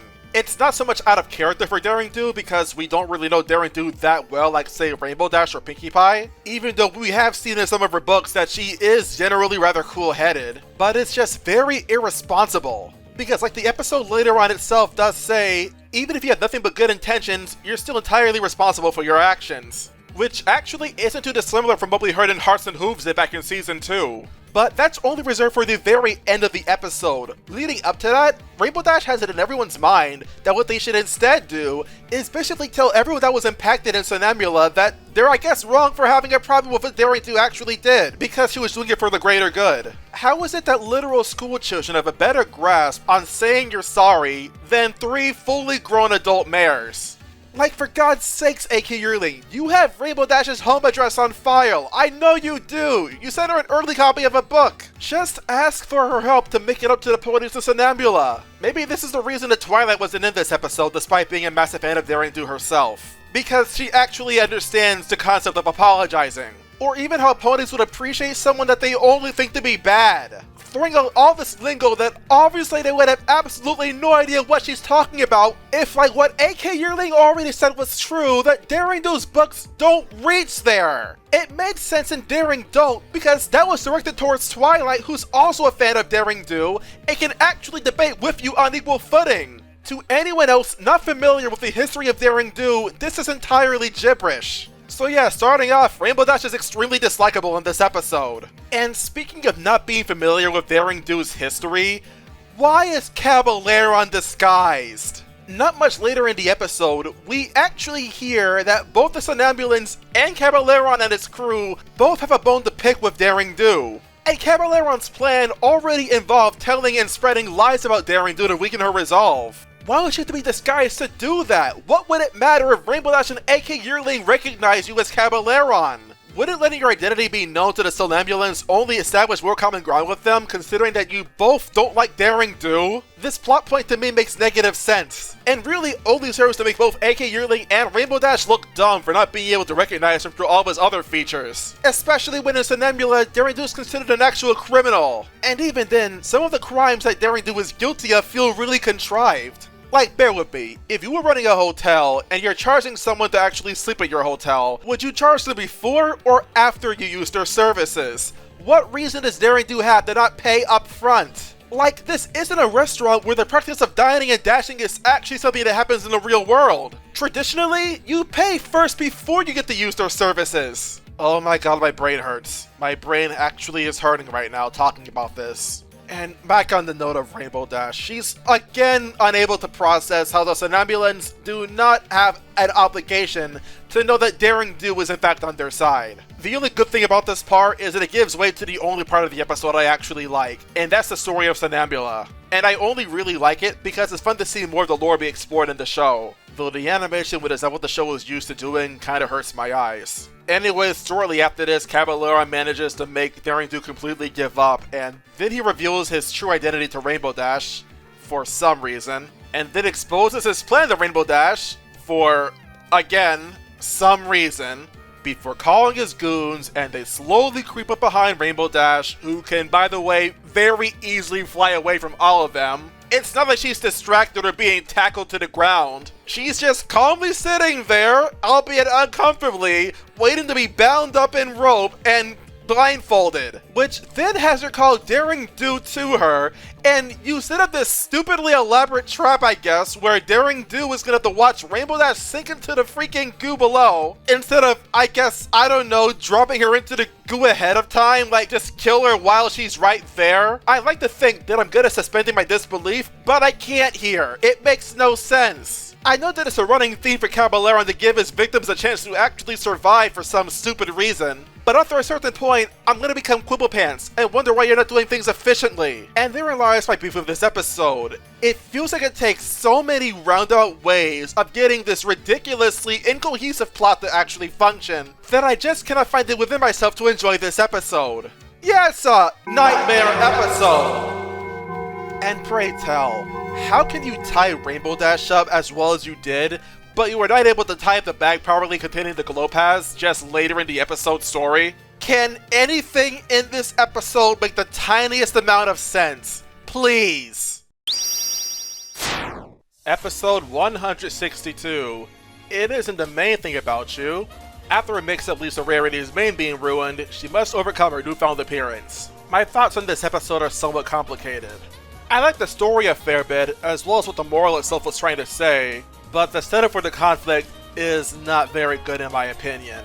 And the explanation given why Rarity's main can't be fixed with magic just feels flimsy at best to me as well. Starting with the conflict, it feels really hammered in just how much this episode would revolve around Rarity's main. I could understand after it was already ruined, but before that, the episode just drags on about how important it is that Rarity is able to do this photo shoot with her main. I get that it's to set up how Rarity will be looked at later on in Ponyville when her main is destroyed, but I just didn't like it. It felt more distracting than anything else. But also, what actually leads to Rarity's main being destroyed is very stupid. You mean to honestly tell me that there is not a single store in Ponyville that sells shampoo? You have to go all the way to the Everfree Forest where Zecora can make it herself, where it just so happens that there's a mix-up which leads to Rarity's main being destroyed. It reeks of contrivance, and I really feel like this should have been addressed in some manner. Like, I don't know, Rarity uses a specific brand of shampoo for her main to get it to look as good as it does? I mean, she's presumably rich, so no doubt she can afford it, but maybe Filthy Rich bought the last shipment of it, and as a result, now she has to get shampoo from Zecora instead. It wouldn't be much, but it would at least address this plot hole in the episode. The episode fares slightly better after that, but not much better. I will say the humor in this episode is pretty on point. I especially love Rarity's traumatized reaction to seeing her main be completely destroyed. That screech is actually legendary. It's also interesting how Rarity without her main can't really command any pony's attention either. She acts like a completely different person and just keeps getting stiffed on the entire time. In effect, without her main and her confidence, she just cannot stand up for herself. Some may be quick to call this unnaturally cruel on Ponyville's part, but I'd actually say this rings rather true just how important presentation really is in the real world. If you look homely and poor, then yeah, odds are you'll be ignored. Part of me does find it a bit strange how Rarity's cutie mark is being obscured here though, considering that could be an identifier for her. But then again, in Equestria, it's probably only really appropriate for children to do it, which sounds all sorts of off-putting. And besides, you're much more likely to notice someone's hair rather than their butt anyway. Something else that bothered me was the explanation as far as why neither Twilight or Starlight could use either of their magic to make Rarity's main grow back more quickly. Even ignoring all else that magic can do, as we've seen in every little thing she does, with just how many spells that actually exist in that episode, magic related to hair does exist, as we've seen in Ghostbusters, Season 1. On the face of it, a pony's main does not sound nearly complicated enough to justify being difficult to actually be able to repair. Maybe the issue would be more easy to understand if perhaps the specific problem with what caused Rarity's main to go away was the fact that it was something magical in nature. But like, as a general rule of thumb, I don't buy it. There's just too much conflicting evidence from previous episodes. Most damning of all though, is actually the pilot. There, Rarity actually cut off her own tail, and her tail remained short up until she and her friends defeated Nightmare Moon. And from there on out, her tail just magically grew back. The real kicker though was that this episode actually remembers that Friendship is Magic's pilot existed. As a matter of fact, Applejack calls back to when Rarity actually did that. So you remember this detail, but then completely forgot when later in the episode her tail magically grew back after defeating Nightmare Moon. I'm sorry, but I gotta call it for what it is. It's another plot hole. Past that, the characterization in general in this episode is pretty good. I just get a really comfy feeling seeing Rarity's friends try to help her through her dilemma, even if they're not successful. And there's a pretty funny continuity joke in this episode as well, where you see a bird that took a piece of Applejack's bonnet which then ends up breaking it, and then that very same bird puts it into Rarity's wig when Fluttershy's animals are trying to do their part to help as well. It's an overall small detail, but I thought it was funny. The moral itself was also pretty good in my opinion, where it was basically telling Rarity that she had to let go of how her main looked before, and instead focus on the here and now. Essentially doing whatever she could to make herself look presentable in spite of how her main was ruined. And I gotta say, I really do dig Rarity's new punk girl design. Not only on a surface level, but it also echoes Made in Manhattan, where the conflict there was resolved when you stopped focusing on what you can't do and instead focused on what you could. Though the execution in this episode feels a little bit lacking. Rarity feeling good about how she looked, of course, would be an important first step. But the reality is your appearance is something that you'll be judged for, and you will be worse for wear if you don't look presentable all the same. We've seen evidence of that in this episode, so it doesn't really feel fair either to say that she was the only one acting differently because of her main being ruined. Though seeing how Rarity does make the best of her situation, I think I can forgive this all the same. All in all, despite several plot holes in this episode, I still found this episode rather enjoyable, but unfortunately, the most I can say is that it's okay. If either the setup for the conflict was handled better, or a better justification for Magic not to be able to fix the problem was given, it could have been a good episode, but as is, I really don't think that's a fair score to give. Episode 163, A Health of Information. Zecora catches swamp fever, leaving Fluttershy and Twilight to get her cured before it's too late. It's difficult to describe how I feel about this episode.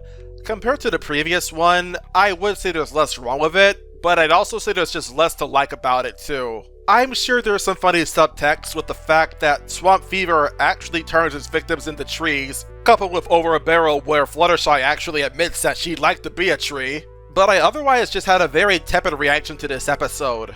The only real exception being the beginning, where Zecora actually gets sick with swamp fever, and Fluttershy tasks herself with getting Zecora cured. But Zecora only caught swamp fever because Fluttershy asked her for her help in locating some moss for her sanctuary. I don't really have a problem with this plot point in regards to what it's trying to do, but I have a big problem with the setup. As early as when the episode fades in, we see Zecora having to anchor herself so that she doesn't fall in the water, trying to retrieve moss for Fluttershy. And as she puts it, getting the moss back was always a challenge for her. So why is Fluttershy not getting the moss when she can fly over the water? I understand that neither of the two could have anticipated this happening where Zecora would catch swamp fever, but it really doesn't make any sense that Zecora's doing it when it'd naturally be harder for her and your only companion is literally a Pegasus. Like, the scene is mostly fine, it just needs a little tweaking and it makes perfect sense. But as is, the conflict could have actually been very easily avoided. When you get past the beginning though, the episode is mostly pretty harmless. And at least on the Fluttershy side of things, I think her characterization was handled pretty well in this episode too. It makes sense how she'd feel guilty over Zecora being sick, especially when you consider this is a rare instance where it actually is kind of her fault.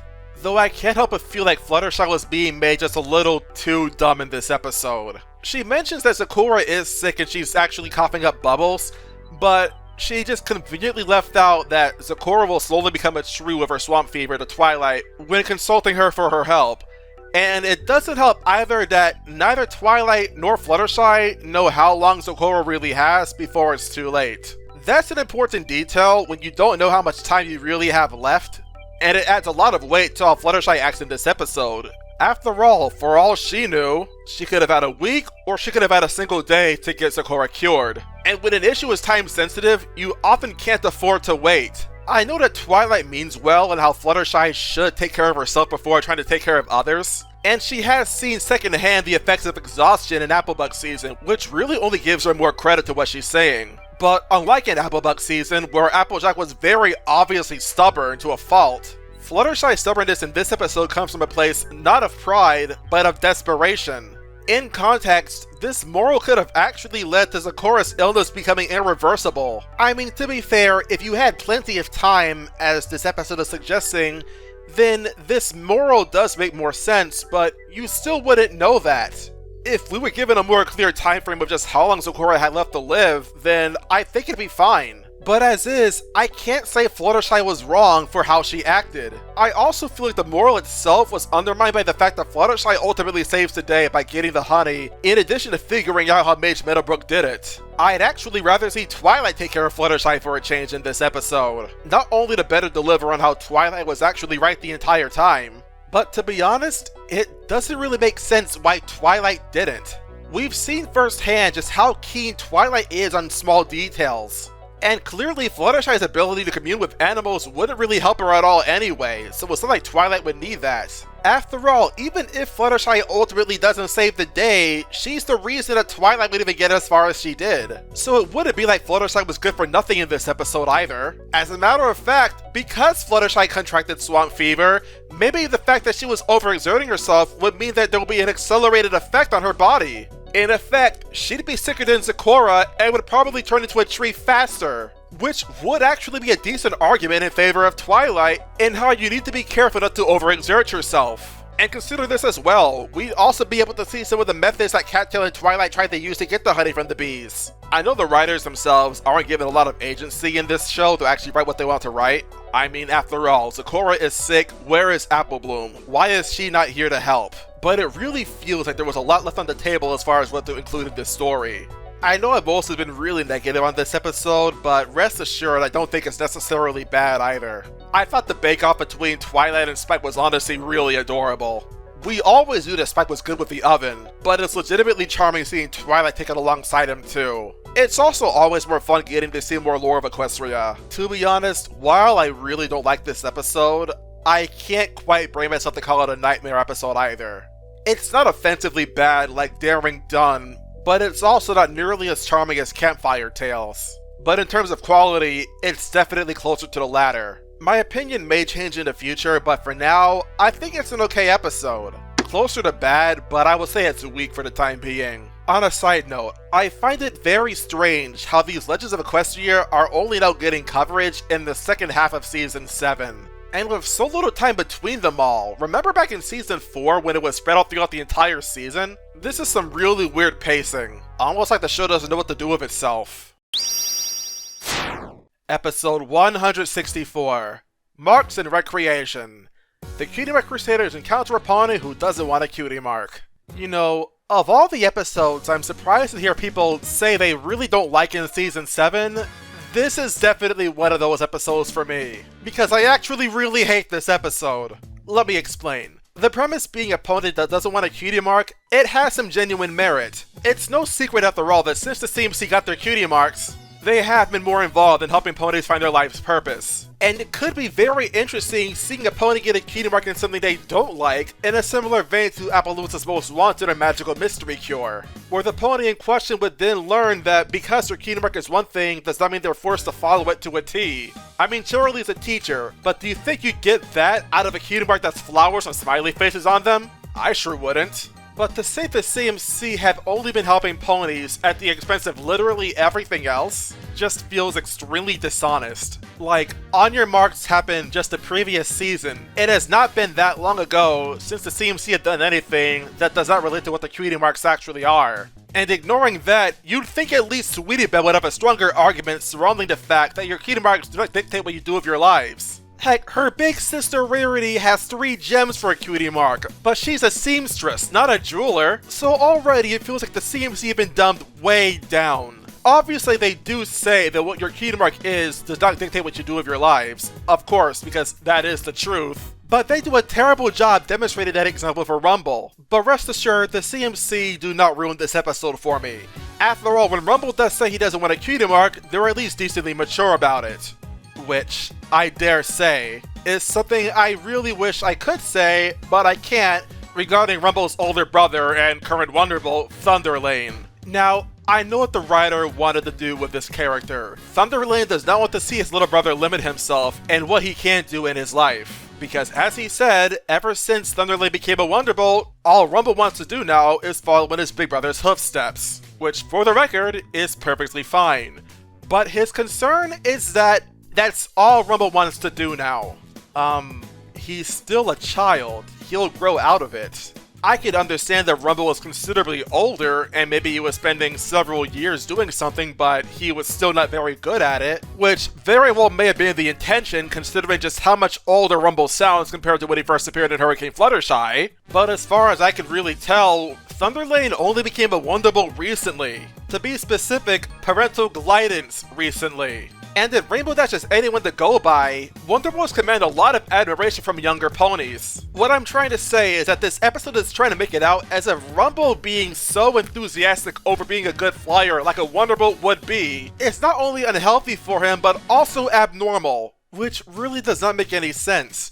I can understand wanting your little brother to have more friends and doing more things beyond the limited scope he set for himself.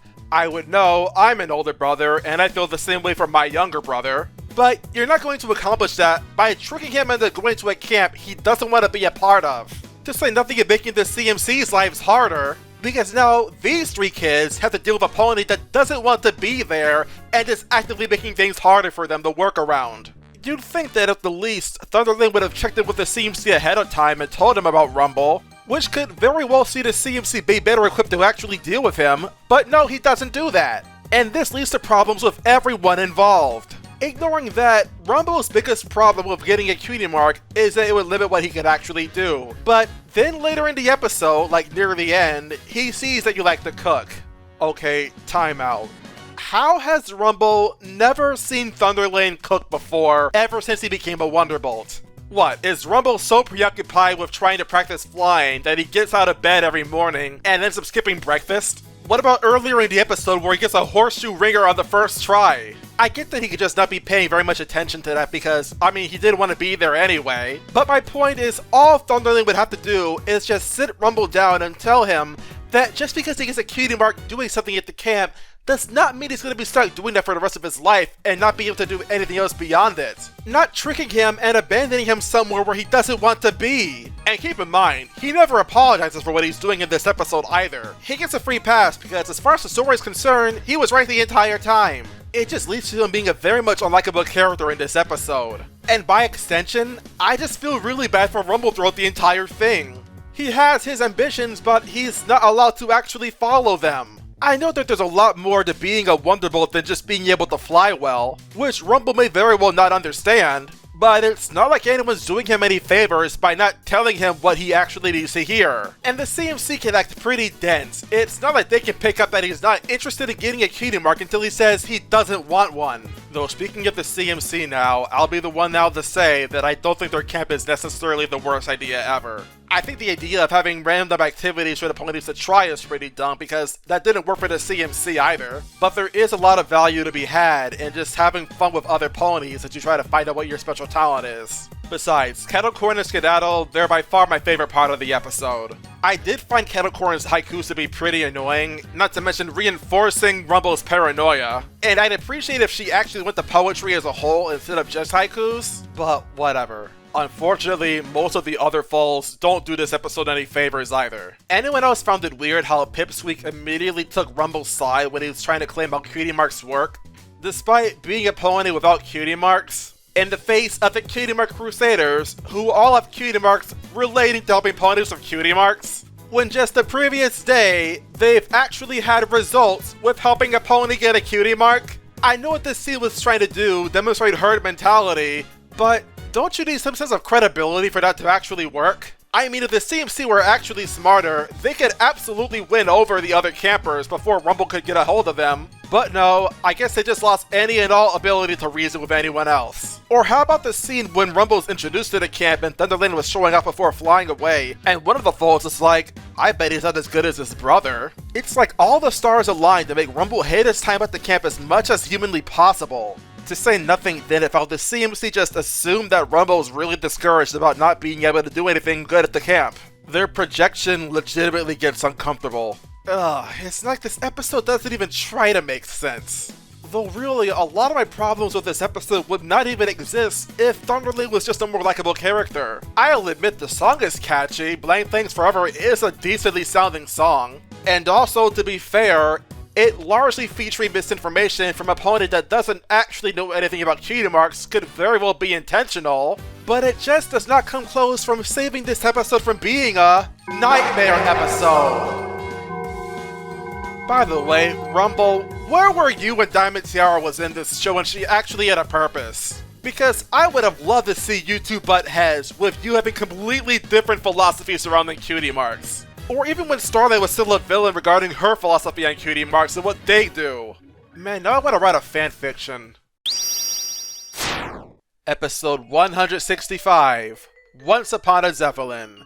Twilight and her family go on an airship cruise with only Twilight paying for it. So this is another episode that feels somewhat inspired by the fans of the show. Though unlike Fame and Misfortune, it's much more tactful. More similar to Stranger Than fanfiction in that regard. When it comes to this story in particular, it's about understanding that you can't spread yourself too thin trying to give others what they want from you, while also denying what you yourself need. In Twilight's case, it's doing what she wants to do on the cruise while also spending time with her family. For the most part, I like the execution of the moral. I love this little heart-to-heart that Twilight and Cadance have together, where after being so disappointed that she missed the one event she truly cared about, Cadance tells Twilight that she has to pay attention to how she feels, and understand that though you want to give the world to everyone else, you just can't. Much like in putting your hoof down with Fluttershy, a lot of heartache can be solved just from learning how to say no. And of course at first, Twilight doesn't have any real issues doing all these things for others. There's evidence of this as early as Twilight time, where Twilight up and tells the CMC that she's fine having all these other foals at her house. And the only reason that she asks the CMC to limit how many ponies actually show up is more for the CMC's benefit, not her own. So it seems reasonable that this is an issue that Twilight would suffer from. Now, I did say I liked most of this moral for a reason, because I don't like what actually leads up into it. I'm not really bothered by the fact that Twilight missed the Northern Stars. After all, that's a necessary component to get her to snap. But I really hate the line delivery of her family when they're recounting how breathtaking the Northern Stars are, and just rubbing it in her face how she missed them. As Twilight is sobbing, and they're looking right at her as she's sobbing. Like, Twilight's dad, Nightlight, and Cadance cannot read the room to save their lives. They could have gotten excited and asked if Twilight actually saw the Northern Stars, and maybe then react with some more hesitation when Twilight asks how were they. But no, there's just this really callous delivery where they don't seem to acknowledge their own daughter or sister-in-law being extremely sad. That aside, it's not nearly enough to sink this episode. As a matter of fact, I dare say Once Upon a Zeppelin soars. I really like the humor in this episode, especially pertaining to Starcatcher. Some others might find him uncomfortable how close he gets under Twilight, but I just eat that cringe comedy up. It is really funny seeing how often he gets under Twilight, and how progressively more annoyed Twilight gets by him. There's even shots where he's entirely absent from the frame, and he just wills himself into existence the very next second. It might be an animation error, but I found it so funny that I legitimately don't care. Iron Will also continues to be an absolutely fantastic antagonist. I especially love when the Zeppelin cruise just started, and he's just naming all of these random facts that may or may not even be true, including what I'm putting as a quote in this episode, because it sounds so off the wall, it may as well be AI generated. Like, you have to try and get facts that wrong, and that's something I can respect. And speaking of respect, I really respect the stance that this episode has on fans of Twilight when they were told that Twilight just wants to be left alone for a while. Because in the real world, it is true that when fans are left in the loop, and they're being respected as people when you're just being honest and saying that we may not be able to live up to your expectations, they'll accept it because it is true that you're human just like they are. It's not condescending, like saying that you're wrong for expecting what you signed up for. It's simply a matter of accepting that Twilight has their own limitations, and they're okay with that. If anything, the only one who actually gets flack for this is Iron Will. Not for tricking Twilight and her family into a cruise where Twilight would have to work. No, it's just that he was smart about what to put into fine print so he wouldn't be legally accountable. And trust me when I say that every moment Iron Will is on screen, you better enjoy when he is, because he makes it all worth it to watch. The other characters also fare decently well, even to an extent surprisingly Flurry hard, even if it's only to further Cadence's development. I like how attentive she is to her husband shining armor when he's airsick and she can very clearly see it. You can tell she has very good wife instincts, not wanting to embarrass her husband but also just letting him preserve his dignity. And it's also just really cute seeing how she's watching out for her daughter too. Essentially not letting all the other passengers push Flurry hard around by having their babies be around her all the time. It's all around just great character development for her. Not to mention that she and Twilight's parents also are urging Twilight to actually enjoy her cruise vacation. You can tell they truly don't want to take advantage of her. It also helps that when I and Will is actually laying out the conditions for the cruise, they were actually immediately willing to relent and give up this opportunity for both Cadance and Twilight's sake. Even if Twilight Velvet may have been a little quick to jump the gun, it is at least nice to see that she's not being actively malicious. Though I do find it strange how Iron Will would accept a contract where Twilight Velvet is the one signing it, even though the conditions specifically call for both Twilight and Cadance. I don't really get it. It's not like Twilight's mom has any real authority over her daughters. Though I guess this is the show that Twilight's mom could be a little flighty. Shining Armor, meanwhile, was mostly whatever. I thought his air sickness got pretty old really fast. Actually, it was probably never enjoyable to begin with. Still, as a whole, I found this episode to be quite good. There's a few aspects I am not a big fan of, worst of all being how Twilight's family reacted to her when they saw her crying from not being able to see the North Star. But otherwise, I loved Iron Will. I thought Starcatcher was a fun character to watch in this episode. There's a good moral, though I didn't touch on this before. I really like how Spike is portrayed in this episode as well. And it's just fun to get to see more of Twilight's family again. It is getting kinda sad, however, just how much more rare the good episodes in this show are getting. I mean, in the first half of Season 7, we got 4 good episodes in a row, but now the good episodes are getting to be a lot fewer and farther in between. It's a tad bit concerning, let's just say that. Episode 166, Secrets and Pies. Pinkie Pie is suspicious of Rainbow Dash when she questions never seeing her eat her pies. There have been some bad episodes in Season 7, and this one is wow. The plot of this episode surrounds how Rainbow Dash is apparently so afraid of what another pony could think that she's actively afraid to tell the truth to Pinkie Pie, one of her longest withstanding friends, even though she has a history of being blunt to a fault regarding anyone else, including Twilight Sparkle and her own parents. And before you try and say that Parental Glidance was a turning point for Rainbow Dash's character here, it's been stated in this episode that Rainbow Dash has been lying to Pinkie Pie for literal years. It's honestly obscene just how far removed Rainbow Dash is from her actual characterization in this episode. Especially when the solution could be as simple as just telling Pinkie Pie to her face that A, you don't like pies, and B, and most importantly, you'd prefer if she just baked you something entirely different that you do like. Why is the first thought to come to Rainbow Dash's mind when she gets caught that she should have been eating the pies all along to spare Pinkie Pie's feelings? Why does no one ever have the thought to just say, Pinkie Pie, bake something else for me please, that's not a pie, I don't like pie? Heck, it's not like you're allergic to pie either. Rainbow Dash must have eaten at least one pie in the past, given she joined Scootaloo for the Sisterhood of Social back in Brotherhood of Social. And one event in the race involves eating a whole pie with your sister. If you see Pinkie Pie is that desperate to see you just eat one pie, and you're so hell-bent on sparing her feelings over seeing you eat her pies, then why not just take a bite out of the pie and spare so much more trouble later in the story? I could probably kind of understand how Rainbow Dash is hesitant to tell Pinkie Pie the truth.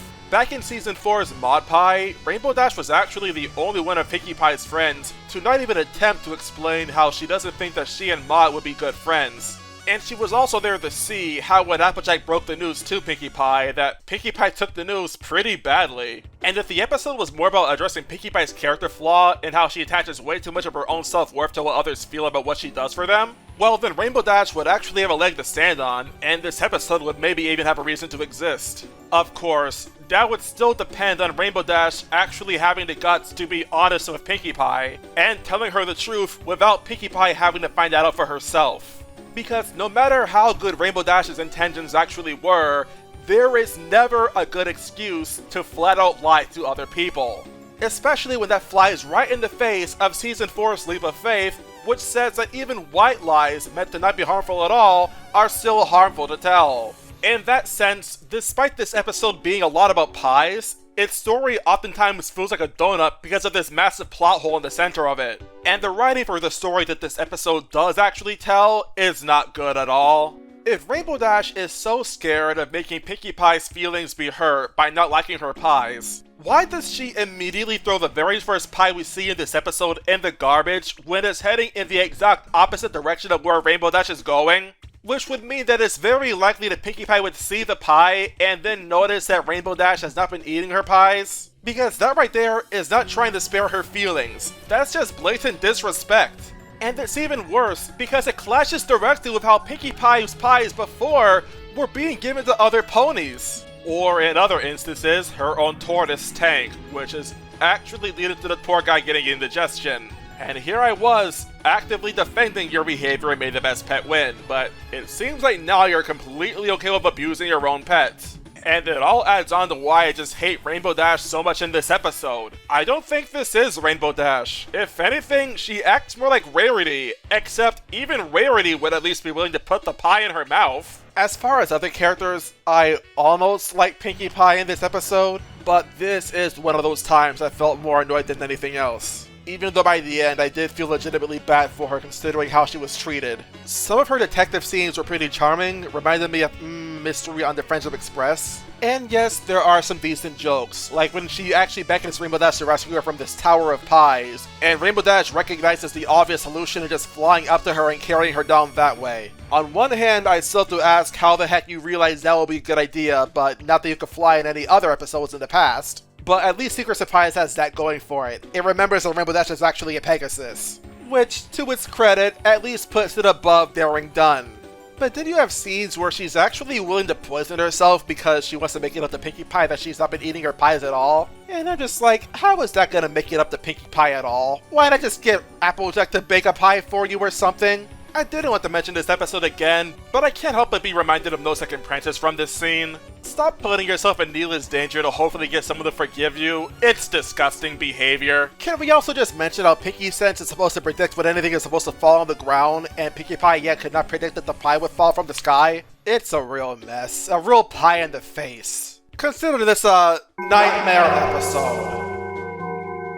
I really wish I had more to say, but there's just so little to this story. I really feel like now, more than ever before, that the show is starting to really run out of ideas. It's a shame that you can't just focus on more of the other characters you have to talk about. Like, come on, I want to see Sunburst again at least. Episode 167, Uncommon Bond. Starlight seeks to spend some time with Sunburst, but finds he may have less in common with her than her friends do. I feel guilty because I have such a nothing reaction to this episode. Part of me wants to find the events rather charming, just seeing the ponies do their own thing and having fun. But the story just feels so mundane. The conflict is how Starlight wants to spend time with Sunburst, but Sunburst would rather spend time with Starlight's friends rather than Starlight herself, leaving Starlight to feel like she's being mostly ignored. This isn't a bad premise, but I felt so bored by the execution. Whenever Sunburst does anything you know of any other pony that's not Starlight, the episode plays this soothing but ultimately unmemorable background music. And the music itself sounds rather reminiscent of Season 7's Not Asking for Trouble, except in that episode it played only once and near the end, while in this episode, it plays 4 times, and 2 of those are for Twilight. I personally found it very repetitive. At the very least, I would have appreciated if one of those montages went towards Starlight, and it would show Starlight and Sunburst trying to bond over stuff that Starlight liked, like for example flying kites or baking cakes, but let's say Sunburst was not into that. I think it'd be pretty fair too, because Starlight never had any interest in antiquing either. And Starlight could then recognize that Sunburst isn't really as interested in this stuff as she is. And maybe then while trying to find common ground with Sunburst, she could take him to the apple tree where then Trixie takes over and we go from there. At least by doing that, we'd have more visual storytelling variety beyond just seeing that Sunburst is doing what he likes to do with others, and yet Starlight is incredibly bored by it. Because as is, this episode feels like it's just playing way too safe doing only one thing, but not really doing much else to show other ways of how Starlight could feel like she's just being left out. We do see that Starlight is gradually getting more desperate to try and spend some one-on-one time with Sunburst, doing things that they actually enjoy doing together. But the way these scenes segue into Sunburst spending more time with Starlight's friends, I'm sorry, I just find it too formulaic. I did find the solution pretty cute, seeing how Sunburst, Trixie, Maud, and Twilight all chipped in to make an old game feel new and include Starlight so that she actually feels that she can spend some time with Sunburst doing something they actually like. But surrounding this type of moral, I actually much prefer Hearthbreaker's take on it, where the apples and the pies actually decide to compromise and exchange traditions and then make new ones they can share together. By comparison, Uncommon Bond's take isn't really bad, but I don't think it really addressed the heart of the issue either. Sunburst needed to learn that he had to be more careful around Starlight to make sure that she feels actually included whenever he's doing anything with anyone else. After all, it's true that Sunburst isn't going to be in Ponyville very often, but by that same token, Starlight and Sunburst barely really get to see each other anymore. And it seems pretty rude to me to go and visit your childhood friend and then spend little to no time with them because you want to do other things while you're in the area. And likewise, Starlight needs to be better at communicating how she actually feels. While her characterization is good in this episode, in the sense that she tends to go to extremes to get what she wants, I also want to see her actually get better as a person too. And she's not going to be able to move away from her villainous habits if she doesn't try to adopt new ones that are actually good. Case in point, she made another oopsie like she did in every little thing she does. Given this all, I hope you can understand why I feel pretty dissatisfied by this episode. It was really cute seeing Starlight, Sunburst, and Twilight playing that board game, especially Twilight's reaction to her dragon getting trapped. And I don't know why, but I really adore Trixie and Sunburst bonding over prestidigitation. It's just really charming, especially seeing Trixie's constant smile, despite how in one part of the montage, you see Sunburst repeatedly get the wrong card picked out of a deck of cards. It's not much, but it actually really fleshes out Trixie's character a lot, as it shows that she's just very passionate about stage magic. You know, there are good moments in this episode. It's just that they're buried under a heaping mound of bleh.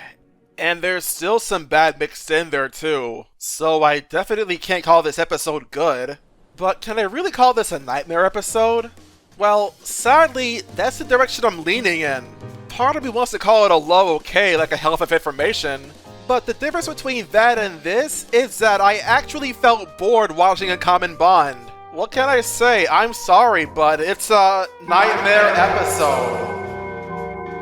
It actually really hurts to say that here too, because I don't even think the episode is really that bad. But the bad do outweigh the good considerably, and a lot of goodwill I have towards this episode unfortunately is kind of offset by just how bored I was. Failing that explanation, this episode supports loot boxes, and that's unforgivable.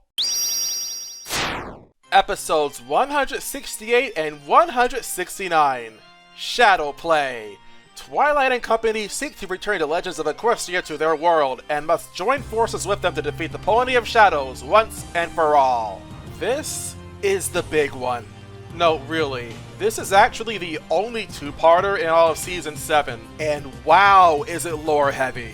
So I really can't wait to hear more about the Pillars of Equestria in Season 8 after this. But let's take it slow for now. I actually really enjoy the first part of this two-parter. I really love the idea of having these ponies that were once thought to be fictional be confirmed to have actually existed at least at some point in time.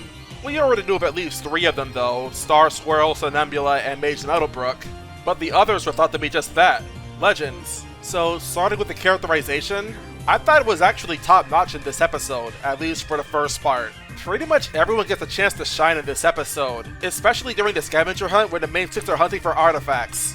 I think my favorites actually have to do with both Rainbow Dash and Applejack.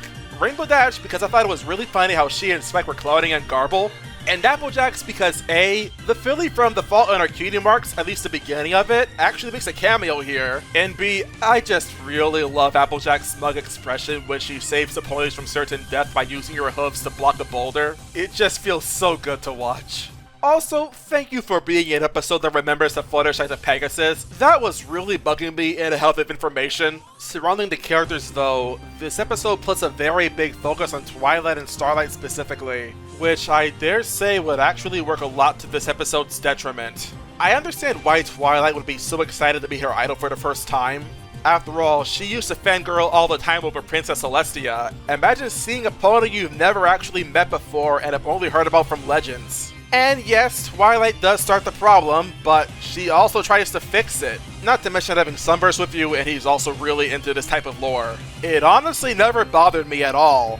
Though in retrospect, I do believe that Twilight may have been made a little too dumb in this episode. At the same time, I do wish that Starlight did a better job at actually bringing her back down to Earth. I get what this episode was trying to do. Starlight clearly had the most common sense of anyone in this episode, but even then, she's really only tiptoeing around her feelings surrounding bringing back the Pillars of Equestria. And she kinda has a problem with it, but at the same time, she's actively helping Twilight and Sunburst into actually carrying out what they want to do. Listen, don't do that. Stand your ground. If you really think that a plan is a bad idea and you probably should not actually do it, don't support it. The episode bats literally delved into that exact moral. And even if Starlight was not around for that, she's a very assertive person. Basically the last pony I could think of that would give in to peer pressure. Heck, the last two-parter was about her resuming being a leader again, so I'd expect her to take more of a stand for what she actually believed in instead of giving in at the last minute.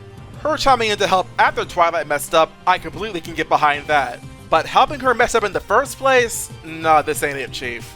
At the very least, she should have mentioned how bringing back the Pillars of Equestria would also bring back the Pony of Shadows. I'd really love to hear Twilight's response to that. Still, besides Starlight's lack of persona this in the first part, I really did like it. Part 2, meanwhile, I actually have a lot of issues with. Let's start with the Pony of Shadows. This guy means absolutely nothing. He almost never appears in this episode at all, has presented absolutely zero levels of danger throughout the entire episode, which we've gotten more out of freaking King Sombra without the cutie remark than the Pony of Shadows in this episode. And keep in mind, this is the only episode he appears in throughout the entire series. Much like Campfire Tales, if you missed out on the comics, you're not going to really be able to tell how much of a threat he really is, which is just dandy for someone that never actually read the comics. All we really know about the Pony of Shadows is that, I guess, Twilight isn't able to stand up to him when weakened, but Starlight and Twilight can. Also, I guess he gets stronger in dark places, which is also why it's just a shame that we never get to see him at his fullest potential. Honestly, the moment he becomes a threat, it just becomes very clear that this was actually a friendship problem. On one hand, I guess a friendship problem can't be expected to be all that epic, even though you're taking on this big bad villain. But on the other hand, the cutie map was awesome. It really all comes down to just the fact that we get to know more about Starlight Glimmer even in just that one episode than we hear about the Pony of Shadows throughout the entire show. At the very least, this episode could have done what the Crystal Empire did. Have the Pony of Shadows be a threat that becomes more and more powerful as time goes on, but also have that actually be visible for us the audience to see. Like, give us a reason to really be afraid of this guy, beyond just telling us what he'll be capable of doing. Instead, most of the story is just spent planning out a way to beat the guy, and hearing more about his backstory, even though we already got a lot of that in the first part. Time to think of it, I think that's the biggest problem with this episode. It's more focused on telling us about the past, rather than giving us an actual story in the present. And the story we do get is just really weak. It's just a friendship problem, really. Though I guess it must have been this really big and grand friendship problem, considering only Starlight could really realize it was one. Though, on the note of this being a friendship problem, I'm sorry to say I don't think it was handled very well in that respect either. You'd have to ignore that first and foremost, the Pillars actually had a good reason for believing that Sijin was up to no good. I get that they didn't treat him very well, but that's no excuse to steal their stuff. And yet, he never apologized for doing that. Also, Starlight comes up with this idea of thinking that the Pony of Shadows would actually want to reconcile, despite personally knowing absolutely nothing about the Pony of Shadows, and the last villain she did try to reach out to turned her down. Starlight also has a really dumb line where she believes that the Pony of Shadows may actually want to reconcile, claiming that I guess over 1,000 years have passed since they actually had that falling out, despite the fact that the Pony of Shadows and the Pillars of Equestria were trapped in limbo all the time where time doesn't move at all, and yet sadly, she's the only one with any common sense in this episode. Really. Okay, say what you want about Twilight, but what about her other friends? What about Fluttershy? Didn't she befriend Discord, who was once a villain? I mean, he was never interested in reconciliation either. Nonetheless, he's an ally now. Not only that, but isn't one of his abilities being able to detect strong surges of magic imbalance? How is he oblivious to all of this actually happening? Hell, what about freaking Princess Luna? The pilot of the show had her be a villain, Nightmare Moon! At that point, forget Fluttershy, any of Twilight's friends could have mentioned that! Especially Twilight, given that she was there for like dogmatic diatribe that Star Swirl was giving. And she said she was sorry. Heck, if anything, she was having nightmares over what she did. Clearly, villains are capable of having a conscience. Bear with me, by the way. I don't want Star Swirl to have his opinion changed at this very moment in the story. All I really want, though, is for the characters to at least attempt to say something, whether or not he actually wants to listen. This is the same problem a lot of people have with the mysterious Mare-Duel. Even if they don't care to listen to what you have to say, at least give them the opportunity to hear it. And no, I don't care that Starlight is the one to actually speak up here. Not when she's the only one to do it, considering that she, 1, has the worst credibility, and 2, isn't the only example that can be pulled from. To say nothing of the fact that this episode already did show off that Twilight's friends would stand up for her whenever they needed to. They did just that when Star Swirl was about to brush off an idea for a spell that she came up with. On another note, it's actually kind of mental to me how this episode refuses to involve Celestia and Luna regarding solving this conflict when they both have a history with Star Swirl. Yet clearly the friendship problem part of this episode is very much half-baked. How about the other characters? Well, aside from Star Swirl, the rest of the pillars have basically no presence at all in Equestria. It's actually kinda strange. You'd think they'd feel a little bit more alien considering that this is an entirely different time period for them. You'd think they have a harder time falling back into place. Or maybe it's just really hard to tell because this episode focuses virtually not at all on them. Special mention by the way goes to Sonambula, the Pillar of Hope, because she believed that Stygian was so far gone that even she gave up on him. That's pretty sad, especially when the solution to this episode's conflict is as easy as Starlight proposes that it is. Star Swirl himself is entertaining enough, but again, he's a large point of focus in a story that basically goes absolutely nowhere until the end. And I wish I had more to say about this episode beyond the stuff I've already said, but that's just it. Unless you're familiar with the comics, what is there really to comment on? I know I said I liked the first part a lot, but unfortunately the second half actually does a lot of damage to the first part. Because before you realize it, this is all the episode actually is. And that on its own is already bad enough, but the real kicker, and what really sinks this episode for me, is just that at the end of it all, it just feels extremely dissatisfying. All you're left with is a massive lord that which hits Twilight extremely hard with the idiot stick, leaving Starlight to be the only pony using her brain in any meaningful way, whether or not there's actually a good basis for it. And then there's other stuff to nitpick on, like I think that the Pony of Shadows as a name is actually a really bad one for a villain. It's just a real mouthful. Ironically, I think Stygian would have been a better name for him. There's also the fact that when Twilight's under siege from the Pony of Shadows, only Starlight tries to help her, even though Rarity is right there, making Starlight feeling so important feel a lot more artificial than it really should have to be. Heck, the map calling the main six to an actual friendship problem, I just want to remind everybody that it's an unspoken rule that only the ponies that were actually called by the map have to actually go. Everyone else just stays behind, and yet Starlight, Sunburst, and the Pillars of Equestria all come along. Yeah, my apologies to the writer of this episode. I'm not gonna say your name, but I dare say you dropped the ball pretty dang hard here. I was this close to calling this episode good. This freaking close. And trust me when I say I wanted to like this episode. But no, it's a nightmare episode.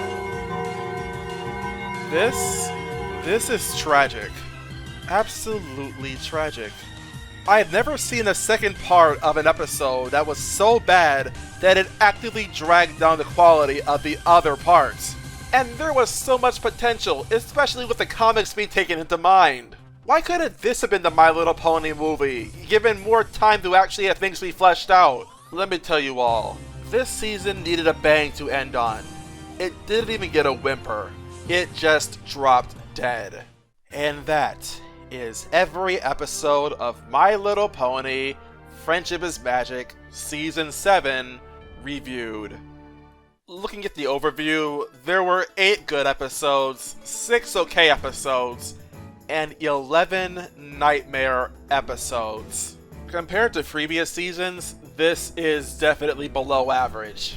Looking purely at the numbers though, you might be led to believe that this season might be an improvement over Season 6. The reality is though that it really isn't. Yeah, there may be less bad episodes, but there's also less good ones. Meanwhile, the okay episodes are decidedly average. Granted, nothing in Season 7 was as bad in my opinion as, say, Season 6's No Second Francis, but most episodes I would call nightmares in Season 7 are 1 out of 10s. Though, fortunately for Season 7, the 1 out of 10s don't really matter very much, because at the end of the day, if you take the number of good episodes and add them to the okay episodes, you get 14. Meanwhile, the number of nightmare episodes is only 11, which is a lot, but unlike Season 6, it's not literally half of the entire season being nightmares.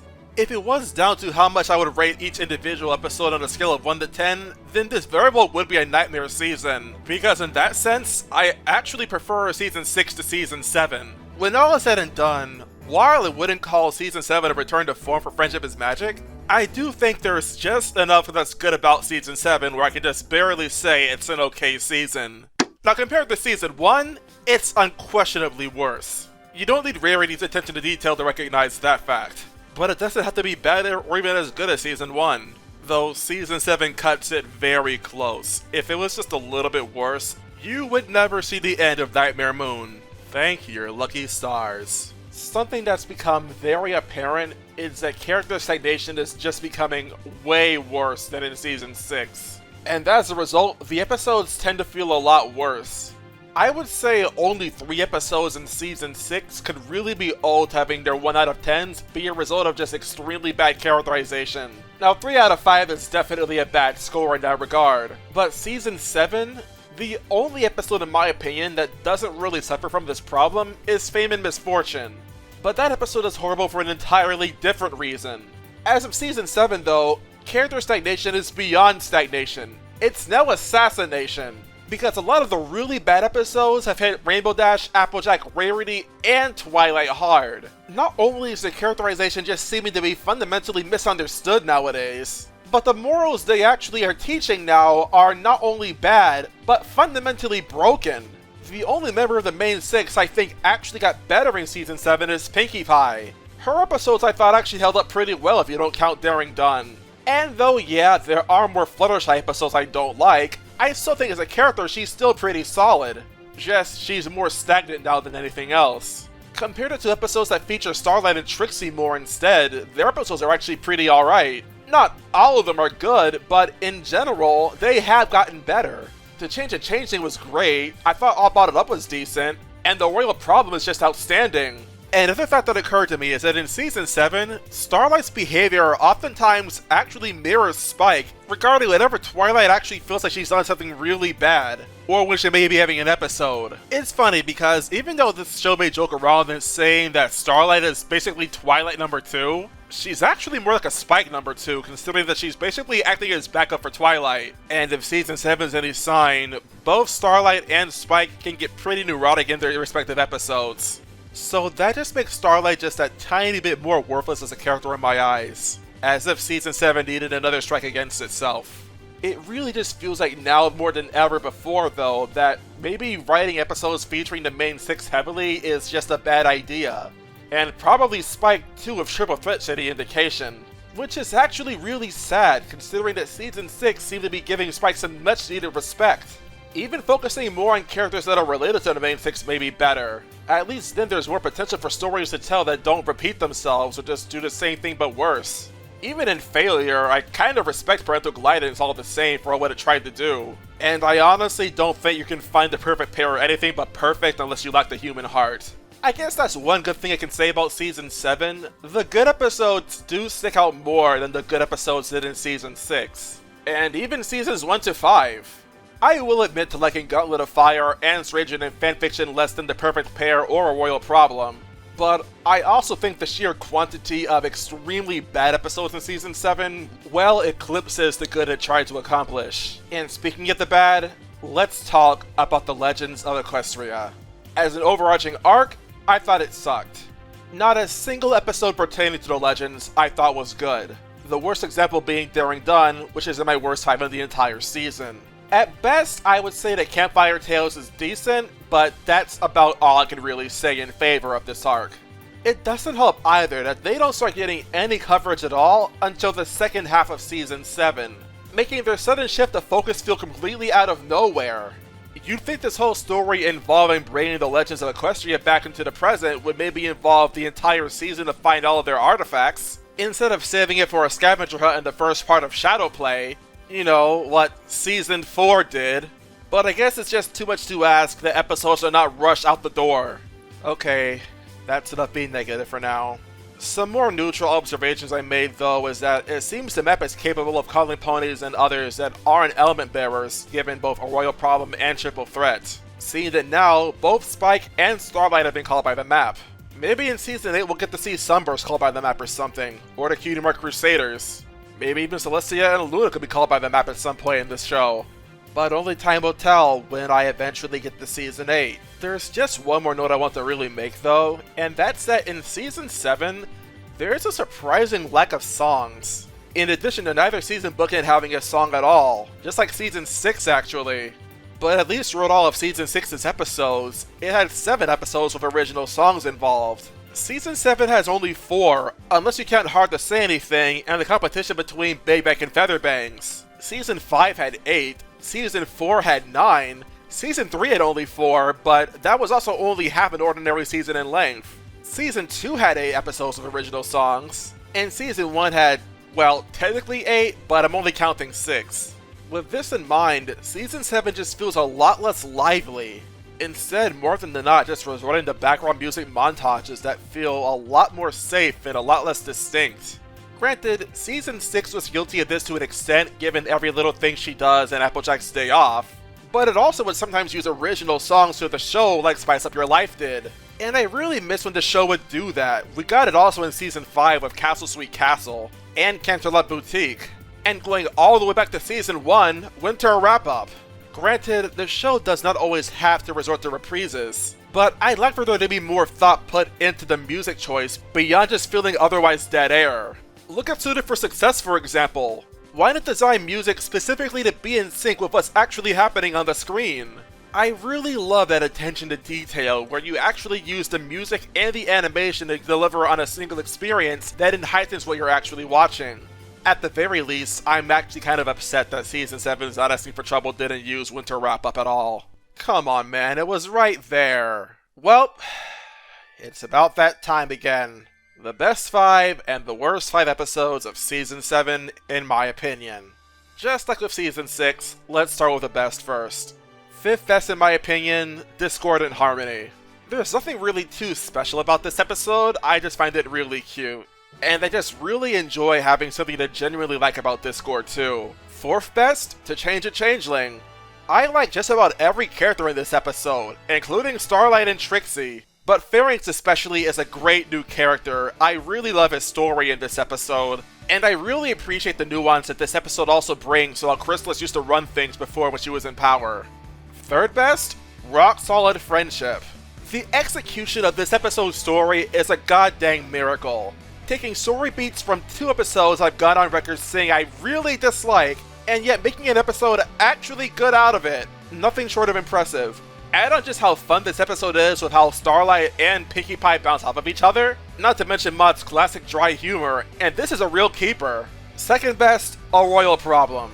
I am beyond impressed in how this episode made Starlight an actually likable character for me. It's also just an insanely fun time to watch. More than anything else though, I love episodes that reward the viewer for paying attention. It just makes things all the more enjoyable. And finally, my pick for the best episode of Season 7, you likely already know it, The Perfect Pear. I do not exaggerate when I say that this episode is heavenly. The animation, the voice acting, the music, and above all else, the emotion. It is all there, and it is piping hot. It's not every day you can watch an episode with extremely high expectations, and feel those expectations are also actually satisfied. I'm not quite sure this is my favorite episode of the entire show, but it's a real contender, at least top 5. And honestly, all 5 of these episodes I would say are very much worth your time. But it's high time we flip that switch on its head. The worst 5 episodes of Season 7. God. So to start things off, I actually don't know whether or not I should count episodes that were only half of a 2-parter. For now I will, but in case you don't want to count that, I'll share the dishonorable mention after this as well. So let's get into it then. 5th worst, Daring Done. What really gets me about how this episode is only barely cracking the worst 5 is that this episode's logic is so bad that it actually made my brain hurt thinking about it. But it's 5th worst for only one reason. At least the moral isn't actively harmful. 4th worst, Shadow Play Part 2. Before talking about this part again, I'm issuing an apology to the cutie remark. I thought that was a terrible 2-parter. I didn't know what a truly terrible 2-parter was until I watched this episode. So much time was used to do basically nothing of actual substance, all to give the facade of Starlight actually being valuable in any way, shape, or form. If a piece of media is actively dependent on having something external to be able to get the maximum enjoyment out of it, either clarify that within the show or don't even bother. 3rd worst, A Flurry of Emotions. Flurry Heart is barely a character, which is to be expected when she's a freaking baby. But the fact that this episode is also soiling Twilight's characterization is downright offensive. What a load. 2nd worst, Honest Apple. Yeah, y'all saw this coming, don't act like you didn't. The amount of blind leaps in logic you'd have to go through to rationalize a story like this is unheard of. From Rarity's sudden lack of self-accountability, to Applejack just somehow being the most rational critic in the episode, and then turning around being the most anal when it comes to apples, I have absolutely no idea how this episode was greenlit. Honest opinion, this apple is rotten to the core. And number 1, say it with me now, Fame and Misfortune. The amount of contempt and vitriol this episode feels like it has towards its audience is actually appalling. Not only to claim that other perspectives are invalid, but to even try and say that you should celebrate the fact that there is imperfections in everything you see. And instead of seeking to make things better, but to actually be happy that they are not as good as they can be. An episode like this, with the moral that it actively tries to teach, does not deserve to be under the title of this show. Friendship should be about looking for good, not celebrating bad. You legitimately could not have done a worse job at communicating a moral than this episode did. For that reason, I feel no guilt when I say that even though this isn't my most hated episode in the entire show, I cannot see any way in how Season 8 could make an episode worse, at least on a fundamental level, surrounding the concept of friendship. And dear Celestia, may I not be wrong on that. In case you're wondering, by the way, the dishonorable mention is secrets and pies. Lying is not okay, don't act like it is. You shouldn't need me to tell you that. But that's it. That's Season 7.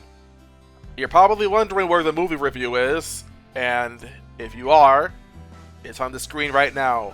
Thanks for watching, and I'm gonna take a break before going into Season 8. From what I've heard, it's even worse than Season 6, and that would likely mean worse than Season 7. This is Arangela. Expect me to sooner deliver on the Season 3 Best Episodes video.